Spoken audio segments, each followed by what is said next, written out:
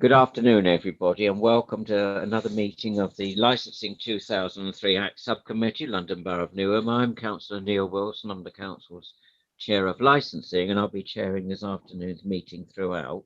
So welcome for joining us. Normally we would be in the East Ham Council chamber, but due to the issues around coronavirus, in order to meet the social distancing guidance issued by Her Majesty's Government and Public Health England, this meeting of this subcommittee will be conducted throughout on teleconferencing arrangements. So you as members of the public obviously have got the responding us on youtube.com/LB Newham, and the recording available is on the video section of the London Borough of Newham YouTube site when we've finished. It remains for me to say that we will be possibly moving in and out of the discussion, so you won't be able to see everything, but we'll explain as we go on what that's all about. And finally, if you want to follow the page reference as well, at least the agenda, it's on the London Borough of Newham's website. So let's start off with item 1, which is the item that has to be on every agenda of this nature. That's declarations of interest. And this is in accordance with the members, and references to members means elected councillors. So the members' code of conduct, this is the time for members to declare any disclosable pecuniary interests or non-pecuniary interests that they may have in any matter being considered at this meeting, having regard to the guidance notes attached to the agenda. I don't have any interest to declare. Councillor Tony Wilson, please. Nothing to declare, Chair. Thank you. And Councillor Pushpa-McWana. Nothing to declare, Chair. Thank you very much.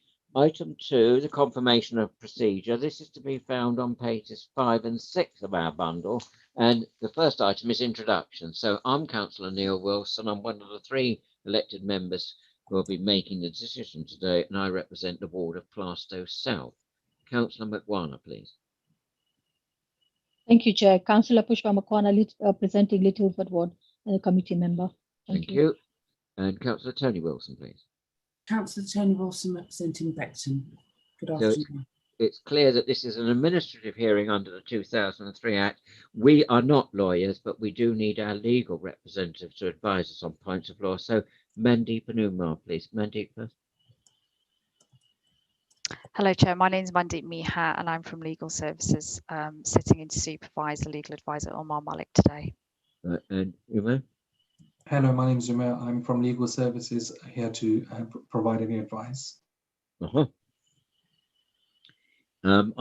been informed that on the YouTube channel we can only see one person at a time, and it's on delay recording. I think delay recording, Tony, is what's been happening for a while. I think that's something that, you know, we're slightly later. But can we make certain, Janine, that we get that fixed? Thank you, Tony. I was trying to bring it up, but I'm looking on some other screen at the moment of another document. Can that be fixed? Because we should have gallery view, please, Janine. Can you hear me? Hello, you should be showing us gallery view now. Thank you. Thanks very much. Thanks, Councillor Wilson. And please use the chat for anything like that. That's a very good example of when things go wrong or not quite right, because I can't do everything. As so it's quite difficult to see everybody. It's more difficult doing it this way. Right, now this is a review quite clearly brought by the licensing authority. In this case, this is a review meeting. So we have, firstly, not a licensing officer presenting an officer's report under Addendum 3, but it's the licensing authority's report. So who is the presenting officer in this case this afternoon? I am Chair, John Chislett from Licensing Authority, and I'm the case officer for this matter. Thank you. So then we move to the licensing authority's representative bringing forward this review. Colin, yes? Yep, Colin Hunt. I'm the reviewing officer from the London Borough of Newham. Thank you very much, because it's slightly confusing the way it's written on the public agenda if you're not careful. Excuse me a moment. Now, in order of the reps, we have from the councils in Commercial Environmental Health team. I always keep getting that wrong for some reason. Ian. Thank you, Chair. Ian McConnell, Commercial Environmental Health. Thank you. And from the Metropolitan Police Licensing team. Good afternoon, Polly Calendar, Police and Licensing Officer for North East Area. There's a local resident. We will just identify if that's all right, legal by initials. Is that okay? Can you just indicate there? So, local resident, please. Can you introduce yourself at this point under your initials? Thanks, Chair. DT. Thank you very much. It's protection under GDPR. You understand that, yeah? Otherwise, we have to keep going in and out of the meeting. And I think, last but not least, we have the further objections. It's not quite listed on the pages correctly, but the local resident group. But it's also Robert. Can you come in, please, Robert? You're on screen. Yes, thank you. It's the resident association, not a resident group. My name's Bob Lush and I'm the chairman. Yeah, I thought there was some. I knew there was something I had to correct. You've done it far better than me. Well done. Thank you. Can I just say on agenda item 3, there is a mistake. Right. It talks about the date of the review of this being 8 months hence in November 21. Yes, I saw that. I'm glad you. I was going to bring that up when it first comes, Robert, but glad you spotted it as well. We do correct as we go along, but thanks very much. We're not in a sort of like Doctor Who TARDIS here. That's just an error. It should be 2020, I'm sure. But thanks. Yeah, I was going to correct that as well. So I'm glad I'm not the only one who sees these sort of mistakes. Now the health and safety officers with us this afternoon as well. Steve. Yes, Chair. Steve Jackson, Health and Safety Enforcement Team. I'm just here to answer any questions that anyone has on the statement that I provided. I was going to say you've provided a written statement. Thank you. And I think we're now over to the it says applicant's agent, but it's really a respondent I would be picky about. So the agent, please, Graham, and your client. Good afternoon, Chair. Yes, I'm Graham Hopkins, GT Licensing Consultants. Mr. Ravendran, the licence holder, is to my right. Mr. Ravindra, can you? Ravindran. Ravindran.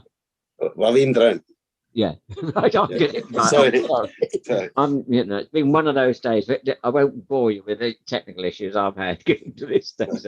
I hope you can still hear me all right. That's the main thing. Right. Yes. Okay. So shall we start then if we can make progress? Oh, and last but not least, we have a clerk taking copious notes. Nisha, please. Thank you, Chair. Nisha Lathigra, Democratic Services. Now, just to warn members of the public, as well as people on this call, that Appendix D1, D2, EF are by virtue of paragraph 1 of the Access to Information Procedure Rules set out in the Constitution of Newham Council, pursuant to Schedule 12A of the Local Government Act 1972, they are deemed to be exempt because they contain information relating to individual or individuals. The public interest in maintaining this exemption outweighs the public interest in disclosing the information. Rather than us keep going into private session, if we're careful, we may need to avoid doing that, but let's be very conscious of the fact that that is what we says on the green, that's exempt material. So the main rules are not to identify individuals either by any addresses or telephone numbers or references to them by name. Is that okay, everybody, to cover that point? Yeah, we'll try to avoid going in and out of session on that one. Okay, I think we can make progress. Have I covered everything in the introductions? Just to re-emphasize again that this is a review of premises license. It's not we're under different circumstances, and we'll explain that as we go along. Colin, to introduce. Thank you. Chair, before you proceed. Sorry, John to introduce. Sorry, I was mucking that up. Mandeep, Okay. I knew I'd forgotten something, and I'm trying to think desperately what it was I've forgotten. So you can come in and help me, please. Yeah, yes, Chair. There's just one point I need to mention before you proceed. Hearing from John, I've been informed that there is the phone caller is still on the still in the hearing, and I don't know whether you want to make inquiries now with the clerks as to whether they've been identified or what the position is. Yeah, thank you. Yeah. So can that be facilitated? Janine, do we have any understanding? Nisha, can you hear me? Do we know anybody about this number? I've not had any further information, Chair. I'll just check with Janine. Because I think I'm going to rule that they be left out of the meeting, to be honest. I don't think we can.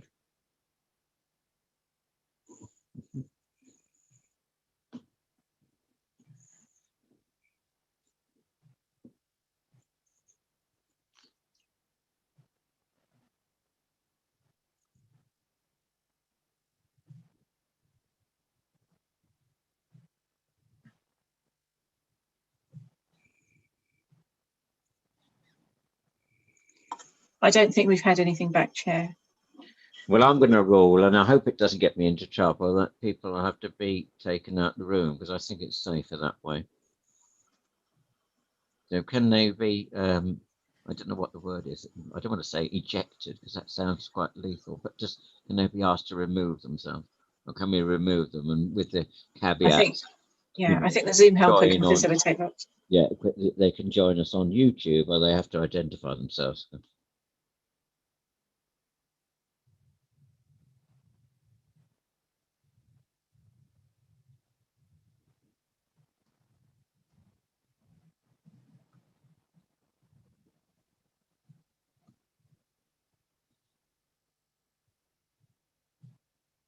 Is that being done, please?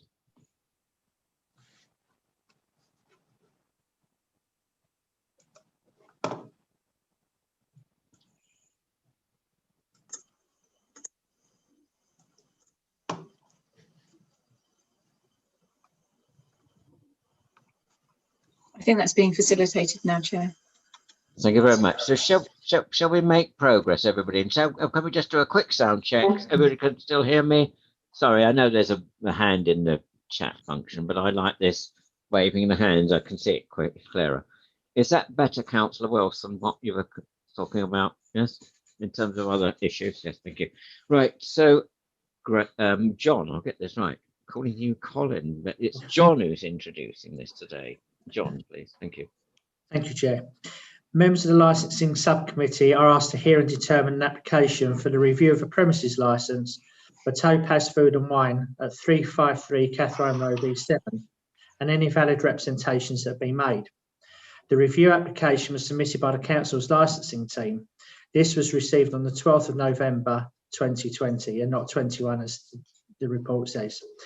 A copy of the review application is attached as Appendix A, pages 9 to 14. The application was advertised by the Licensing Administration team by means of notices in the immediate vicinity of the premises. Additional photographs and statements have been supplied by the licensing team, and these are attached as Appendix B, page 15 to 36. The grounds of the review are on the licensing objectives of the prevention of crime and disorder, the prevention of public nuisance and public safety. Further representations have been received as a result of the review. The Council's Commercial Environmental Health team has made representation on the licensing objectives of the prevention of public nuisance. A copy of their letter is attached as Appendix C, page 37 to 39.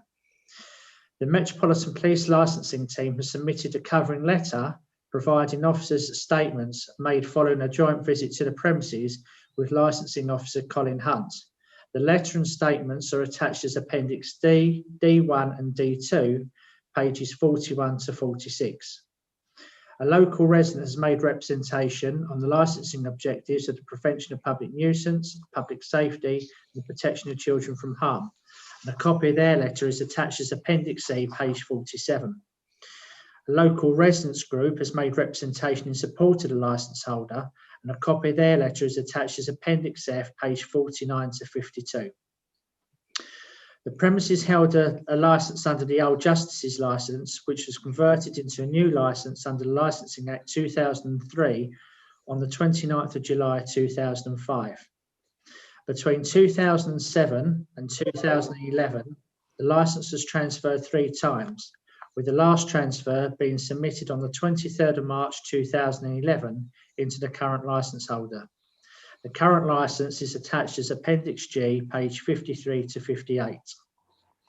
On the 7th of July 2012, a joint visit between Council and police licensing officers visited the premises following complaints that the licence holder and or their employees were allowing customers to consume alcohol outside the premises and causing ASB nuisance issues. A warning letter was sent to the premises licence holder at the premises, and the letter is attached as Appendix H, page 59 to 60. Also, on Friday the 5th of March this year, an email was received to the licensing authority from the premises licence holder agent, Mr Hopkins, enclosing a letter from Stephen Thames MP. This was forwarded to Democratic Services to add to the agenda as an addendum. Members should have a copy of that letter. Members of the licensing subcommittee are asked to hear the review application, the representation and determine it. And that concludes the report.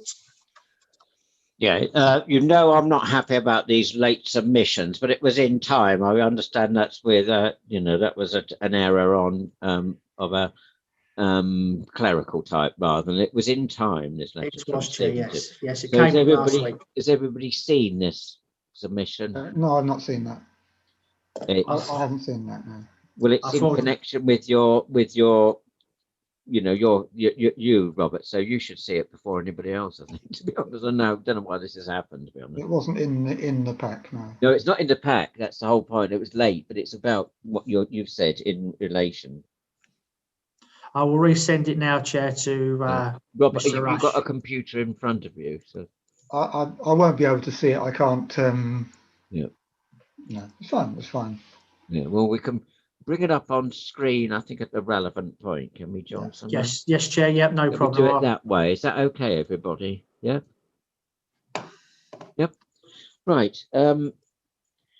I had one or two questions, if that's all right, if I can kick off the questions. This premises history, it was an old justice license, so it's converted into a new license, been transferred 3 times. So is it that the current license holder has been there for a period of nearly 10 years? That's correct, Chair. Yeah, since 2011. Right, and in those 10 years, they've been operating under the license, which we find in our bundle, which is 11//00202/Latran. That's correct, Chair. Yeah. On page 53 at Sequendum. Is it the case that pages on page 56, 57, and 58 are blank because no conditions were attached to that license? That's correct, yes, because when it was transferred from the Justice's licence into the new regime, there were no conditions on the old licence. Indeed. And we could only put conditions on the licence if there was conditions on the old licence, which in this case there wasn't. I'm being very clear that this is what we call grandfathered across in English legal parlance. That's correct, yeah, and yes. where we can't actually invent conditions at sort of the whim, we have to go on what the pre-existing, what you can call another Latin phrase, the anti, you know, the status quo ante, if I want to use that one. It basically means that it's what was on there before has to be transferred across in block. That's correct. On block. Yes. Thank you. What last one from me? I think we've cleared up the date. Thank you for that, Robert. That was an error. And in terms of the grounds for this review, there are 4 licensing objectives, and it's on those 3 that are listed on page 7. There's no reference to the protection of children from harm, but it's on 3 of the 4 licensing objectives. That's correct, yeah, yes. Yeah. Across to you, Councillor Tony Wilson. Anything at this point? You've covered all the questions, Chair. Thank you. All right, thank you. And Councillor McMahon.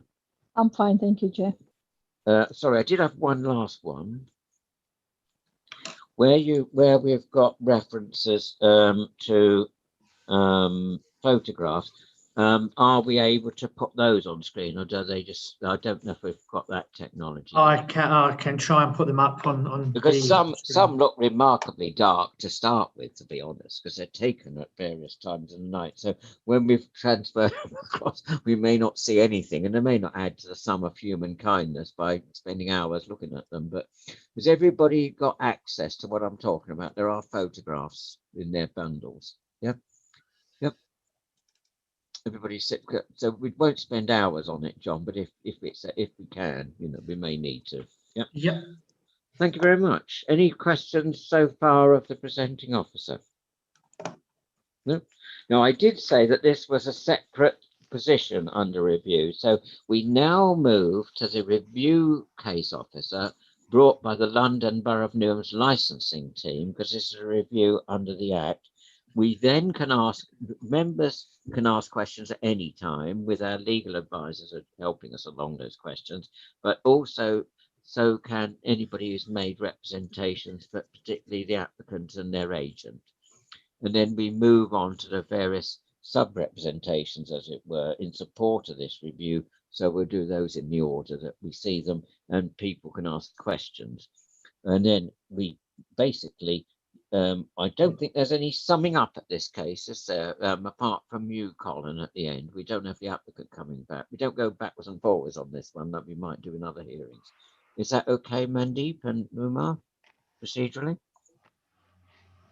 Sorry, could you just repeat that? I was yeah, you were distracted. I thought so.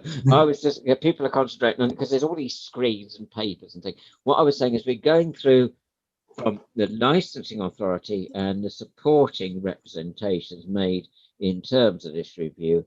Obviously, the local resident and the residents group. So we do all of that, and then we have a chance for the applicant to come back. But the final word goes with Colin back to the licensing because it's a review. Yeah, so it's in a reverse order as compared to the standard application for a new license. Yeah, I'm just seeing things in the chat. Councillor Wilson, was that something? Sorry. Oh, I see. That's nothing that's going to hold up the hearing. No. Okay, right. I understand. But please use this chat function. I know it's not so helpful for those looking from outside to the meeting, but it's just so that we actually make certain it's accessible to you all the time. Thank you very much, Councillor Wilson, for that point. Okay, so addenda item.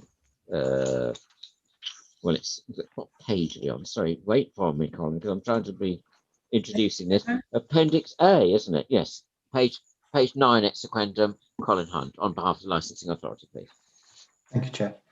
On Thursday, the 29th of October 2020, at approximately 11 a.m, I, along with 2 police officers, sorry to interrupt, I gave the wrong reference. You started at page 9, but you've gone straight into page 11, correct? Yeah, that's correct. Sorry. Yeah. Thank you. I, along with 2 police licensing officers, visit the premises regarding complaints of patrons using the premises buying alcohol hanging around outside Cathwine Road and down the side street of Pestbury Road. On arriving, I parked down Pestbury Road about halfway down.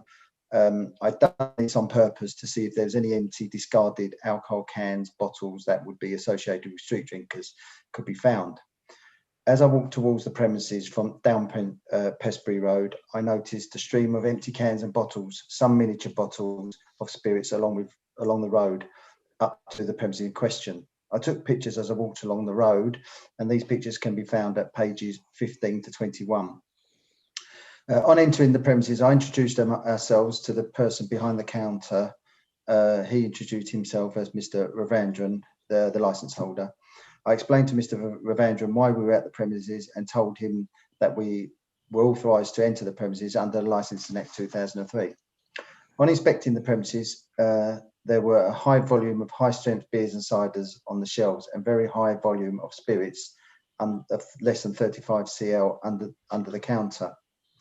These products are all associated with street drinkers. Although this is not a breach of the conditions, the type of alcohol that was discovered on the premises was the same type of discarded empties that were discovered along the road outside. Also behind the counter, there were 3 sleeves of plastic cups that were opened. This normally raises concerns due to off-licenses giving customers these cups to street drinkers. This has been compounded as a bottle opener was discovered on a hook behind the till. While I was in the premises, a man entered and bought a single can of Eastern European beer. When we came out the premises, the same person was on the other side of the road in Pestbury Road in a gateway drinking the can of beer. Some of these high-strength beers were also being sold under the minimum price bracket, and that's on page 25. We also discovered a high volume of Eastern European beers that were on the shelves and in the basement. I asked Mr. Ravandran where he had purchased the beers from. He was unsure on answering. In fact, he was unable to give me a defined answer. I also asked if he could produce the invoices for the beers that were in the basement. He told me that he was unable to produce them now as they were not on the premises. I asked him to bring them to the premises, and I or another person, council officer, will come back to collect them. Mr. Ravandran agreed. On Saturday the 7th of November 2020, at approximately 2000 hours, I, along with another licensing officer, Vina Balmer, drove past the premise to see if any patrons were outside the premises drinking alcohol. I have attached pictures and to show what we found, and they're on pages 27 and 28. On Sunday, the 8th of November 2020, another officer, Steve Jackson, while on COVID-19 visits, was requested to see if any patrons were outside the premises drinking. I've attached these pictures along with his statement, and these are on page 29 to 30. And Steve Jackson's here just in case you wanted to ask him any questions about that. Yeah. On the 9th of November 2020, I requested another officer, Leah Patterson, to visit the premises to collect the invoices requested by me in relation to the Eastern European beers found in the basement on the 29th of October. The invoices were not forthcoming, and Miss Patterson's statement is attached appendix C5. I didn't write the number down of that one. On the 11th of November 2020, another request was made to collect the invoice in relation to the Eastern European beers that were discovered in the basement. Steve Jackson visited the premises to collect the large amount of invoices dated back to September 2019. After a comprehensive look through these invoices, I could not find any purchases on the invoices in relation to the beers discovered in the basement, including Dabui, Leach, Zuba, Polar, and Oranjeboom. All these beers, along with the vast amount of spirits under 35 CL behind the counter, are all associated with street drinkers. History of the premises, John's just explained all that. We did visit on the premises on the 9th of the 3rd, 2017, and a seizure was made of 9 bottles of 75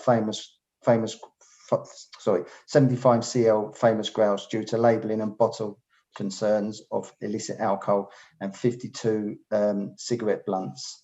On the 11th of 4th, 2019, Eastern European beers, no prices, all other beers priced up. On the 8th of the 11th, 2018, visited with George McDougall from Trading Standards, beers underpriced on shelves and many Eastern European beers in the basement. These premises have become in recent months and years an issue for the licensing authority, as we have seen a growing increase of street drinkers frequenting the area, and in particular outside these premises and roads adjoining these premises. I would ask the committee to make special attention to the alcohol that is being sold within these premises. If the subcommittee are not minded to revoke the licence, we would request that conditions to be added to the licence in relation to the high strength beers, bottle marking, selling singles, and CCTV invoice retention as well of the alcohol. These would be significant changes to the licence conditions, and in our opinion would discourage street drinkers hanging around the shop and in the area. We haven't had any since the review went in. I've had no other complaints come through to me personally of street drinkers in the area. Thank you for that information. The next question I have is: have you had any further visits that since that time, or is that not appropriate? I personally haven't visited. I say, we went back there just after my first visit, and there were street drinkers there. They used to hang a bag, or whether they still do, they used to hang a black bag outside the premises, whether that was just for rubbish or for empty cans that people were drinking. But there was always a black bag hanging outside the premises. Now this Prestbury Road, because there's no map in our bundle, I don't think, but Prestbury Road is a side road that's I've got it up on my screen. Sorry, it's being facilitated as we speak. Thank you.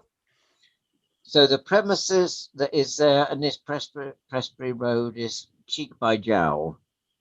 Yeah, the premises is right on the corner of it's Catherine Road, where that's it. You can see it better there. Yeah. Can we blow that up, please? Is that, with all this technology, we might as well use it, I think, as we couldn't do this in the town hall, but it's quite good that this is one of the few benefits of being on Zoom calls. So right in front of you, behind the trees, that's the premises, and we're in Catherine Road now, and to the left-hand side of the premises, that's Prestbury Road. And that development is the old, what's it called? Works. Treebor Works, isn't it? The redevelopment of that, Robert, isn't it? That's a Treebor. Yeah. Okay. Thank you. Right. Thanks for that. I think we can take that off screen, everybody. Is that all right? Because it's hard to follow, but the screen as well. Thank you. Now, on page 12, Colin, if I can start the questions, colleagues. Is that all right? Yeah. On page 12, you list in a series of bullet points things off. You know, I may be the innocent in licensing, but I think we've had some of these names before. These are bullet points. Debao, I don't know if I'm pronouncing it right. Lek, Zuba, Pula, and Orange Boom. These are all what strength of East European beers? I'm just making an assumption there from Eastern Europe. Yeah, I mean, they are from Eastern European. They're not all high strength. Orange Boom is, some Pula is high strength. Debo is a high strength. They're all, Orange Boom and Debo I definitely know are like 9%, 8.5%. Lech is 7, I think. They're all sort of like the high 6 above sort of thing. So they're on the higher end. Sorry, I'm just getting distracted. Somebody's texting me. Is there anybody on the committee? I've just had something come through in case it's relevant to this. No, sorry. I don't know what that's all about. I'm getting messages coming through. I'll try and turn my phone off. It's more distracting. I thought it was somebody else, you know, trying to get back in or something. That person, can we just pause while I'm doing this? Is that person, you know, that we were talking about, are they trying to get back in, Janine, or have we sorted that one? No, there's nobody in the waiting room. Thanks, because I thought, you know, that was you texting me on my phone. Sorry, Colin, I interrupted my that's okay. Your flow. The only other question, we've had a history of visits. This is since the premises was in the hands of the current premises license holder. That we've got seizure of 9 bottles of famous grouse, which I believe is some sort of blended Scotch whisky. That's correct, yeah. And that was confiscated, presumably, due to labelling and bottle concerns. I don't quite understand, because the label of famous grouse is clearly labelled. I don't quite follow what that means, that sentence. I think they may not have been duty paid, or I see. Yeah. The labelling had some concerns to the trading standards officers. Right. So well, what are cigarette blunts? I'm very innocent about what a blunt is. I don't know what that is. So I thought I better ask. I'm not sure personally. It doesn't. It's not under the purview of the 2003 Act. The tobacco comes under separate legislation. Separate, yeah. But obviously, because of the seizure there, it was included in the. Oh yeah, we have to be thorough with what we're telling this committee to get to say. Does anybody know what a cigarette blunt is? Now I've raised this issue. I feel as I'm as out of touch as a High Court judge or something, you know, when they're criticised for not knowing what's going on around.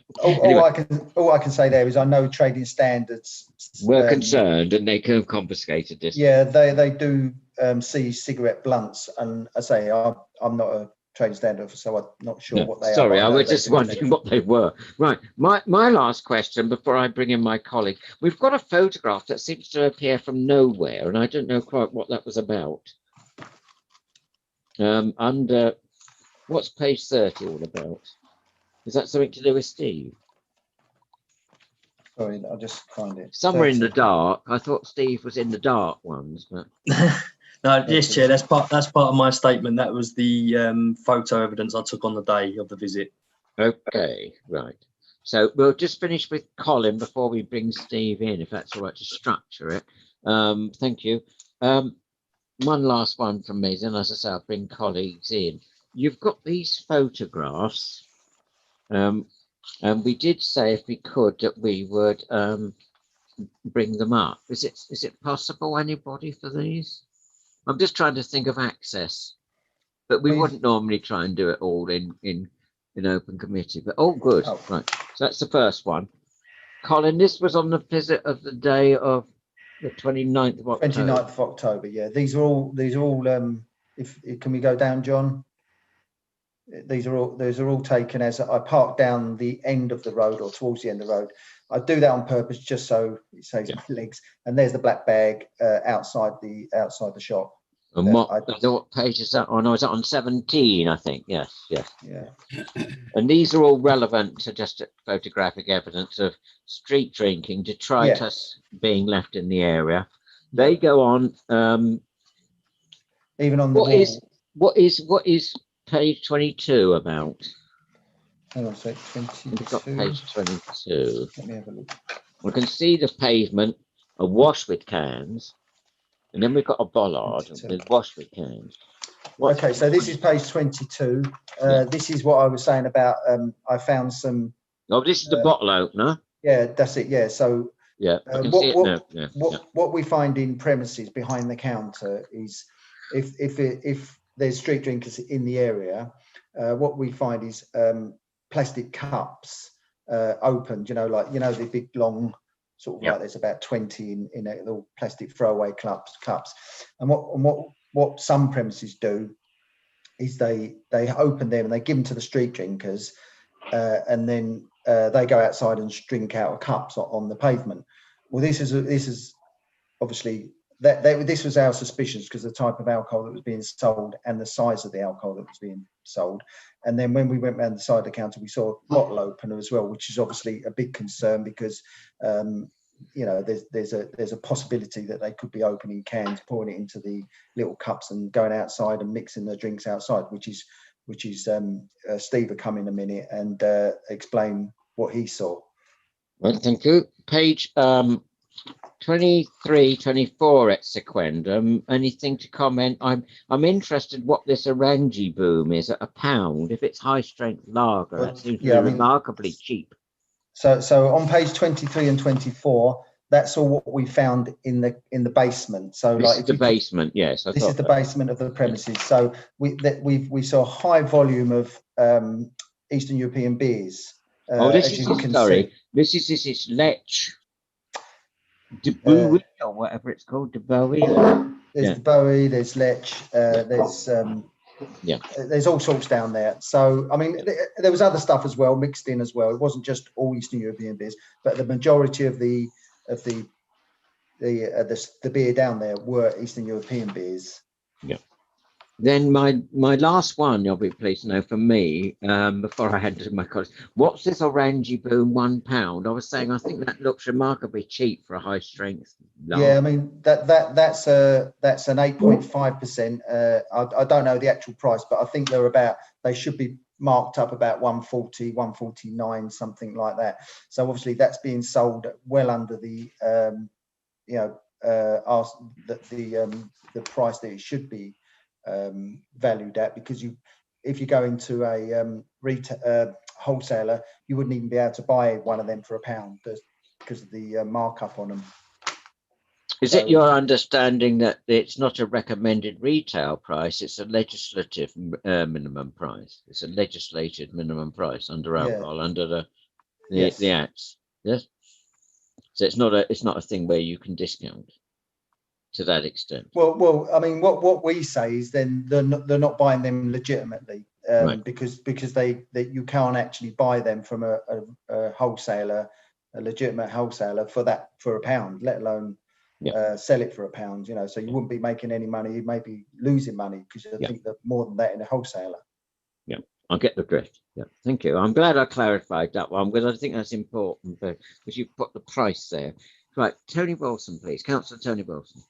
Hi, Colin. Going back. Do we want the pictures on still? Oh, sorry. Well, I was going to say going back to 22, but I think we've seen that photo. Can you just clarify, because of the angle and the fact that I can't see for Jack, literally, could you tell me what size are those bottles for the Jack Daniels and the bottles underneath? Yeah, sorry. Sorry, Councillor Wilson. That's right. No, go ahead. Did you finish? I'm sorry. Yeah. I don't know. They look like 20 CLs to me. Yeah, they do, don't they? And was there many of those in these packets that you found there? Yeah. There was a high volume of not just that Jack Daniels. There's a high volume of miniatures and 20 CLs behind the counter in like packets like that. Right. Okay. So then, in that, for instance, going back to paragraph 4 on page 11, when you inspected the premises and you found the high percentages of beers and ciders, etc., and what have you, and 35 CLs of what have you, just to be sure, these do not form part of the existing license. Nothing is in the existing license for the premises that forms any part of this information. Sorry, are you saying that no, there's no conditions on the existing license, because obviously, as we've heard, it was grandfathered over. So Right. basically, the only way you can put conditions onto a license after it's been grandfathered over, if it's reviewed like this, if the license holder requests to put conditions on. Other than that, as long there's nothing we can do. It has to be sort of put in for review. Well, it has to be grandfathered over, as John said, with no conditions. Yeah. Right, okay. So in your opinion, didn't you find it quite peculiar that everything that we would normally see on a license is what they're in breach of? It's almost like it's reverse psychology. Well, yeah, I mean, obviously there's no breaches because there's no conditions. Yes, because there's no conditions on the license, they've got a free rein to do exactly what they like. And in my opinion, that's exactly what they've done in this case, and probably for quite a few years as well, because we have had over the years issues in relation to street drinking around there as well. Right, okay. In your professional judgment, I don't know whether if it's okay, Tony, just on this bottle opener thing. Yep. Bottle openers, we're here in an off license, aren't we? So it's off sales. It's not exactly drinking. Yeah. It's not a drinking bar. Why would you need a bottle opener at a bar unless it is to open, which we say we're not allowing under the Licensing Act? Well, the fact that it's an off license, you can't open cans within bottles or cans within or drink on the premises. That's the title of the off sales or on sales. Yes. Our concerns of I've been a licensing officer for a long time now. When you see packets of plastic cups and a bottle opener together, it raises our concerns. And the fact that there are street drinkers in the area, it does raise our concerns that this premises is being used the street drinkers are using this premises. That all the signs are there to say that they are. You've got a bottle opener, you've got them plastic cans that are plastic cups that are half empty. They'll argue the argument there is it's for soft drinks, the can opener, the bottle opener, and they make cups of tea and put their juice in these little plastic cups, which is very feasible. But because they're street drinks, so if you put all the three elements together, it comes up with an issue. But it's not a cafe serving drinks. No, they've only got an off hot sales. or cold. No, it's off sales. This bottle opener and its cans were not as we are expecting, and Councillor McWarner and Councillor Wilson have reinforced this because we have these, twice a week, these hearings at the moment. It's usual for the supplies, especially of spirits, to be sold the other side of the counter, in other words, behind the person. This is a forward-facing counter, I presume, what we're looking at. So the spirits are underneath the counter, where the person's the other side. Are you with me? It's not behind that we ask for security and, so that people can't just lean over and grab these spirits and run off. Now, there are spirits behind the counter on display. Behind the person. Yeah, but there was a significant amount under the counter as well. This is under the counter with the bottle opener. Yeah, mainly the smaller bottles were under the counter. Sorry, Tony, long interruption. I hope that I just got that feeling that I had to explore that. Is that okay? Sorry. No, that's fine. I mean, I was going to carry on, but it doesn't matter because you've covered it for me. So can we just go to page 56? Annex 2, conditions consist with the operating schedule. Can you just read what it says, Colin? Sorry, 56. There shall be no supply of alcohol for consumption off the premises, only except in sealed containers. Right. So is that a breach? Well, only if we saw it. Obviously, we didn't see any breaches because we didn't see the shop assistant open the bottles and the guy standing there drinking or drinking outside. I didn't witness that, but in my opinion, that the fact that we had the bottle opener inside, the small cans, the drinking outside, although I didn't witness it, so I can't say that they did breach that condition. it points to that was happening.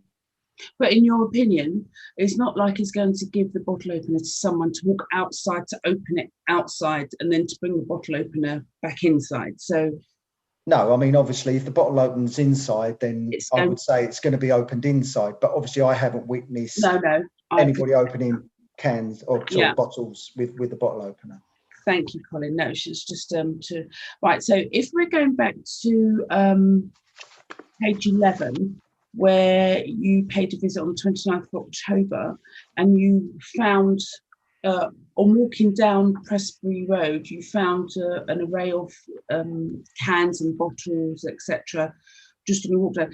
Did you check to see if any of them had can markings on? No, I didn't. I didn't check. I just took, as I walked past them, I was just taking pictures as I walked along the road. Right. So the next question then, to lead on from that, is, can you tell me how many licensed premises are in and around that particular shop? I think on off sales, you mean off sale premises? Sales. I can only think of one opposite. It's an Eastern European shop. So as you look out the shop, you've got the Paddy Power opposite. If you go left, it's just up there. I can't think of any others close to there. Tesco's we've got just along from there, but off sales I can't think of anything. There are ones further on down the road, I think.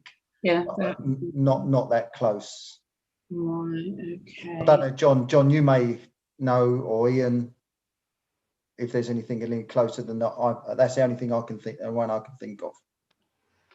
No, you have mentioned the two that are in close proximity. Right. Thank you very much, Colin. That's all I wanted to ask. Thank you.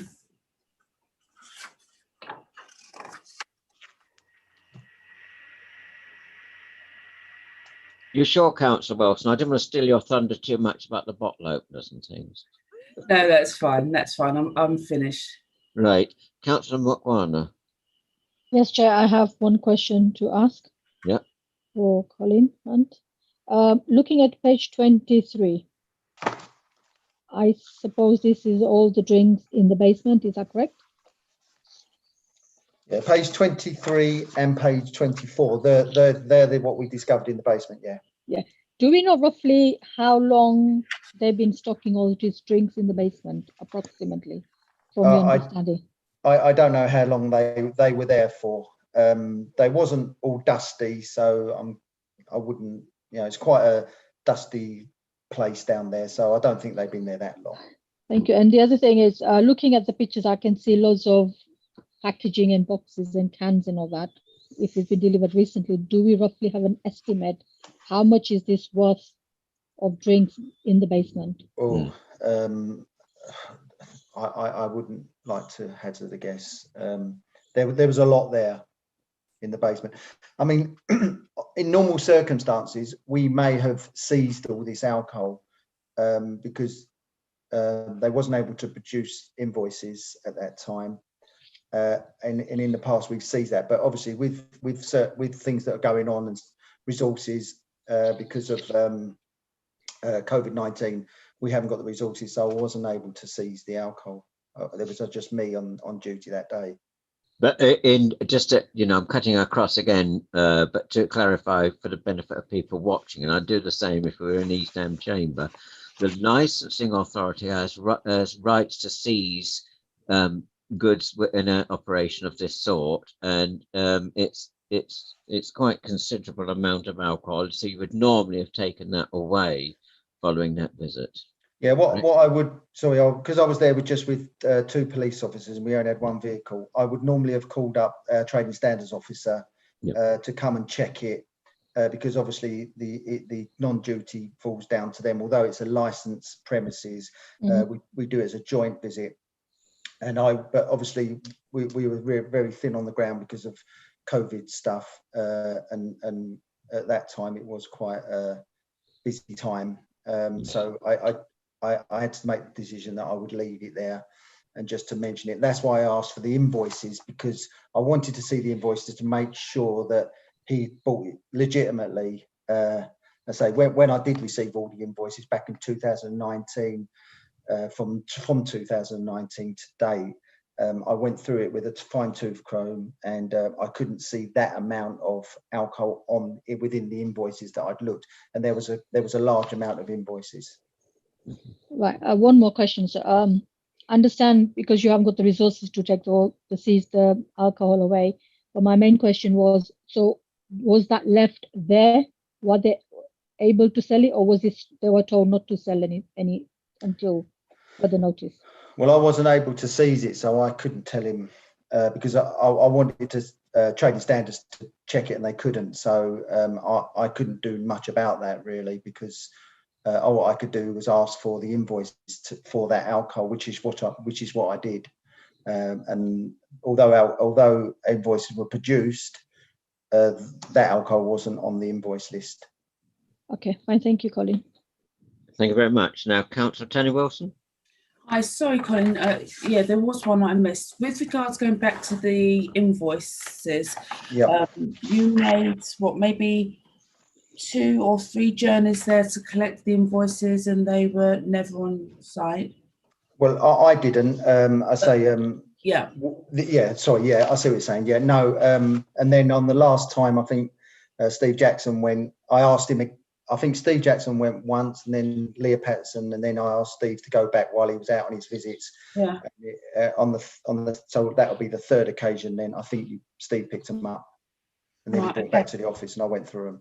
You went through them. So on page 36, because I was trying to see what was the name on the top of the invoices. I could see where it's come from, and it was paid, but I couldn't see the name, because if it's Topaz doesn't end with a Y. So I was wondering, could you just confirm what name was on top of the invoices when they were produced? They was from that shop. I remember seeing the address of the shop. Yeah. I mean, sometimes I don't know what. Yeah, I can see what you're saying. It's something limited, isn't it? Yeah, something. It might be company limited or something, Tony. That's all. Yeah. You with me? Yeah, they were all from the shop. I know they were, because that's one of the first things I checked to make sure they haven't picked out from another shop, sort of thing. Yeah. You know, so but they were definitely all from that shop. So yeah, perhaps I should have took a wider angled shot. Yeah. But I can confirm they were all from. They were all for Topaz. That's what you're saying. They were all for Topaz. Okay, thank you. That's it, Chair. Thank you very much. Now we've got Officer Steve Jackson here. Can you refer to the page number for me, people? I'm sorry if anybody else has got this. Steve, what page are you on? Sorry. It's page 29, Chair. Thank you. Do you wish me to read the whole statement, or no? We assume everybody's read it, but but thanks for your appearance. This was on the Sunday, the 8th of November, in mid-morning, 11 o'clock. That's correct. Yes. And you had 2 male street drinkers drinking, standing close to the premises. How close is close? I would say approximately 5 yards away from the entrance. Oh, I see. You're not into the metrics. You're into the 2 meter rule now. Okay. I would say approximately 4 to 6 meters away from the. Thank you. Sorry. Yes. The answer is yes to your question, Councillor Wilson. Sorry, I'm just checking on the chat. I'm worried about this person on the phone. You see, every time the chat comes up. Sorry, Colin. There's an important question from a colleague about procedure points. But so you were about how far away did you say? Approximately 4 to 6 meters away from the front entrance of the actual shop. Now, there's been a reference to bottle marking, but there's no conditions on license because of this grandfathering across and whatever. So you can't categorically say that these people necessarily at any one time we have made visit are linked with this shop. But you took some photographs of the males who were pouring what appeared to be a mini bottle of vodka from a brown paper bag into a can of lager. That is correct, yes. In your experience, why do they do that? In my experience, I believe it is to make the actual drink stronger. And they continued to consume the alcohol while standing on the public footpath This is 11 o'clock in the morning in a predominantly residential area where some people have very strong views on alcohol anyway, let alone it being drunk on Sundays, whatever their religious background, but still. So they continued to consume the alcohol while standing on the public footpath and disposed of the rubbish onto the floor. You observed this along how many minutes or whatever? I was there approximately three to 5 minutes. Yeah, and it all obviously, happened. They poured this drink into the bag and then they threw it on the floor. Yeah, they started consuming the drink and then just threw all the rubbish onto the floor. Yeah, including the numerous cans. Now, numerous, I'm sorry, you know me well enough. I'm a pedant.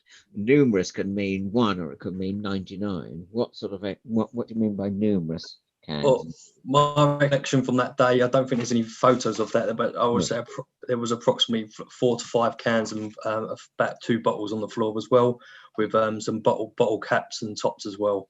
Yeah.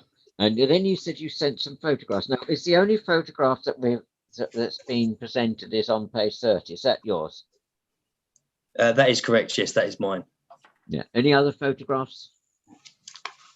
I don't think there's been any others submitted from my recollection. No, there might have been a few others sent, but they may have been of the actual drinks on the floor. But yeah.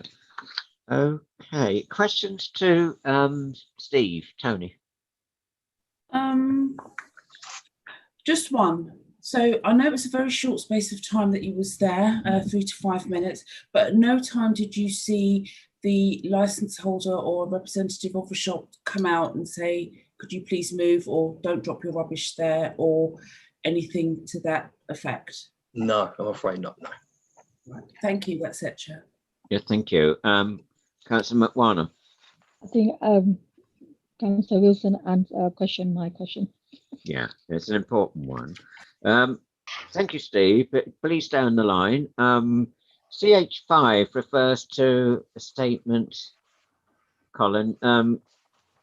This was, let's get is it chronology? I've got, yes, that was the 8th of November that Steve did this. This was following a few days later, correct? That's correct, yes. And this was from Environmental Health, yeah? But acting in partnership, where you know they went with you. What was the benefit? What was the purpose of this visit on the 9th? So no, on the 9th or the 11th. So it's dated the 11th, but there was a 9th. Oh, sorry. Yeah. So because Leah was out on visits and she was going to go down that way, I asked if she could pop in and just pick up the invoices. Oh, I see. That was just about the invoice. That was just invoice, and I just wanted to highlight we went there a few times to ask for invoices. That's why I asked her to do me a quick statement. Yeah, thank you. Yeah, I think that's disposed of that. Now there's a chance for the applicant or their representative to ask questions. Anything at this stage? Graham, you're on mute. Sorry, Graham, you need to come off mute. Sorry, Chair. Colin's already answered the question I had for him about no further action taken after the 11th of November. So I've no other questions. Thank you. Yeah, thank you. It's very very impertinent. What's very pertinent? I'm trying to say. Don't try to put the wrong word in your mouth. Thank you. It's a very pertinent question. Thank you. Right. Does that conclude questions to licensing officer at this point? Yeah, so shall we move? Is it possible for me to ask a question? Procedurally, Umar? Yes, yes. I think it is, but I'm just checking, Robert. I'm not being pedantic. I just have to check each time. But yeah, please come in. Yeah, I just wanted, there's lots of references to the plastic cups, but I've not seen any of those cups in the photographs or any reference that they were found in the street. No, that's correct. We didn't see any in the street. However, there is a bag hanging up out, or there was a bag hanging up outside, so they possibly could be in there. Possibly, okay. How many, on that point, how many licensed premises do we have in the borough at the moment? Sorry, how many licensed premises do we have at the moment? What, on the borough or off licenses? Yeah. Well, of this nature. 700. I don't know, John. I don't know. I'm asking roughly, random question. You'll see where I'm going. 700, I'd say, was it? Yeah. I don't know. And we have how many licensing officers doing visits? 2. So you can't necessarily look in every bag. You can't look at every paper cup. I'm just making the point that there has to be a question of what you did in the time. So you were there on 3 separate occasions, Colin. Thank you, Robert. You've assisted me in one of my questions. No, sorry, I wasn't there on 3 separate occasions because I got other officers to go as well. Yeah. But you did look in this bag, but you might conjecture that they might be disposed of in that bag. Yeah, I said possibly they could be. The fact that there was a bag hanging up, and to be honest, we would have probably gone back on a few more occasions, but licensing officers has been during COVID-19 have been seconded to do COVID work as well. So although like a lot of other office yeah, staff, absolutely, a lot of council staff have not been absolutely, have been doing other work. So we're in very difficult circumstances. But Robert, do you have any further questions on plastic cups or anything else? No, that's fine. Thank you. Yeah, thank you. Okay, so shall we make progress to the Met? Polly, can you hear us still? And more importantly, can we hear you? We were having trouble before. Yes, I can hear you, Chair. All right, and you're coming over loud and clear. So you're on what page, please? Because I'm trying to page 45. I'm trying to help people. Look, I'm on page 41. Sorry, if I brought you in at the wrong point, I think I have, haven't I? I'd rather do it in the order of the bundle. It's the commercial environmental health. Sorry, Polly, I passed 39. over environmental health. Can we do it in that order, Polly? Is that all right with you? Sorry. Yeah. Yes, of course. I'd rather keep, because people are trying to watch us on, Zoom, YouTube channels, and it's confusing for them as well as us. We've got paper. I've got 2 screens and the bundle. So Ian, can we do you next? Because it's more logical, please. Yes, thank you, Chair. It's on page 37 and 38. Yeah, thank you. Yeah. The Commercial Environmental Health team is making a representation in respect to this application in relation to the licensing objectives of prevention of public nuisance. Preparing this representation, I visited the premises on the 25th of November 2020. Topaz is a mini supermarket and off license on the corner of Catherine Road and Pressbury Road. It is in a 2-story terrace property. It's part of Catherine Road. There are restaurants, takeaways, and other businesses on the ground floor, residential premises above. Nearest residential premises directly above Topaz. This review was in part brought because of complaints from local residents concerning street drinking and associated antisocial behaviour. When I visited the area, evidence of street drinking by way of discarded cans and bottles was present along the Catherine Road of ends of Pressbury Road, Lansdowne Road and Stafford Road, along the gutters around tree bases and deposited on walls in Pressbury Road and Lansdowne Road. I visited Topaz off licence, and the same brands of alcohol that I'd seen in the area were for sale in the shop. I'd previously seen street drinkers in Pressbury Road and outside 367 Catherine Road. There are a number of complaints from 3 separate households and a local business in the last 6 months on the council's database concerning noise or antisocial behaviour in the vicinity linked to this premises. The first one's on the 14th of June 2020. A complaint was received from a local resident. The complaint read, "For years, people, mainly but not exclusively East European men who are inebriated, stand at the junction by my flat at Catherine Road and Pressbury Road, outside and around Topaz Food and Drink off licence, and talk and shout well into the night. This frequently wakes me up, sometimes as late as 2 a.m, and prevents me from sleeping each night around 10:30 p.m. My sleep and therefore well-being is being impacted by the sleep deprivation this has caused over many years. Their antisocial behaviour also includes urinating, leaving their beer cans and bottles on the railings of my block, fighting and drinking, and loitering from mid-afternoon and they're still there into late at night. I've sometimes had to report noise and fighting directly from my bed to the council's phone line. The council has not dealt effectively with this problem for as long as I've lived here. Please look into this urgently and devise a solution that prevents this dreadful problem continuing, as it is particularly bad now that the weather has improved and happens most evenings. I look forward to hearing from you on your plan to resolve this. On the 11th of August 2020, at 2240, received another complaint from a local business. Every night, East Europeans gather outside 367 Catherine Road, drinking, smoking and eating and leaving their rubbish in front of our shop. This has been happening for a long time and has been reported on numerous occasions. They've even spilt milk or cream all over the floor with cigarette butts everywhere and empty beer cans. This happens every day and I want this matter dealt with by enforcement. On the 12th of August, 2240, a complaint was received from a local resident. There are a bunch of drunk people standing outside this food and wine shop all the time. They are holding alcoholic drink, drugs, and cans of beer all the time.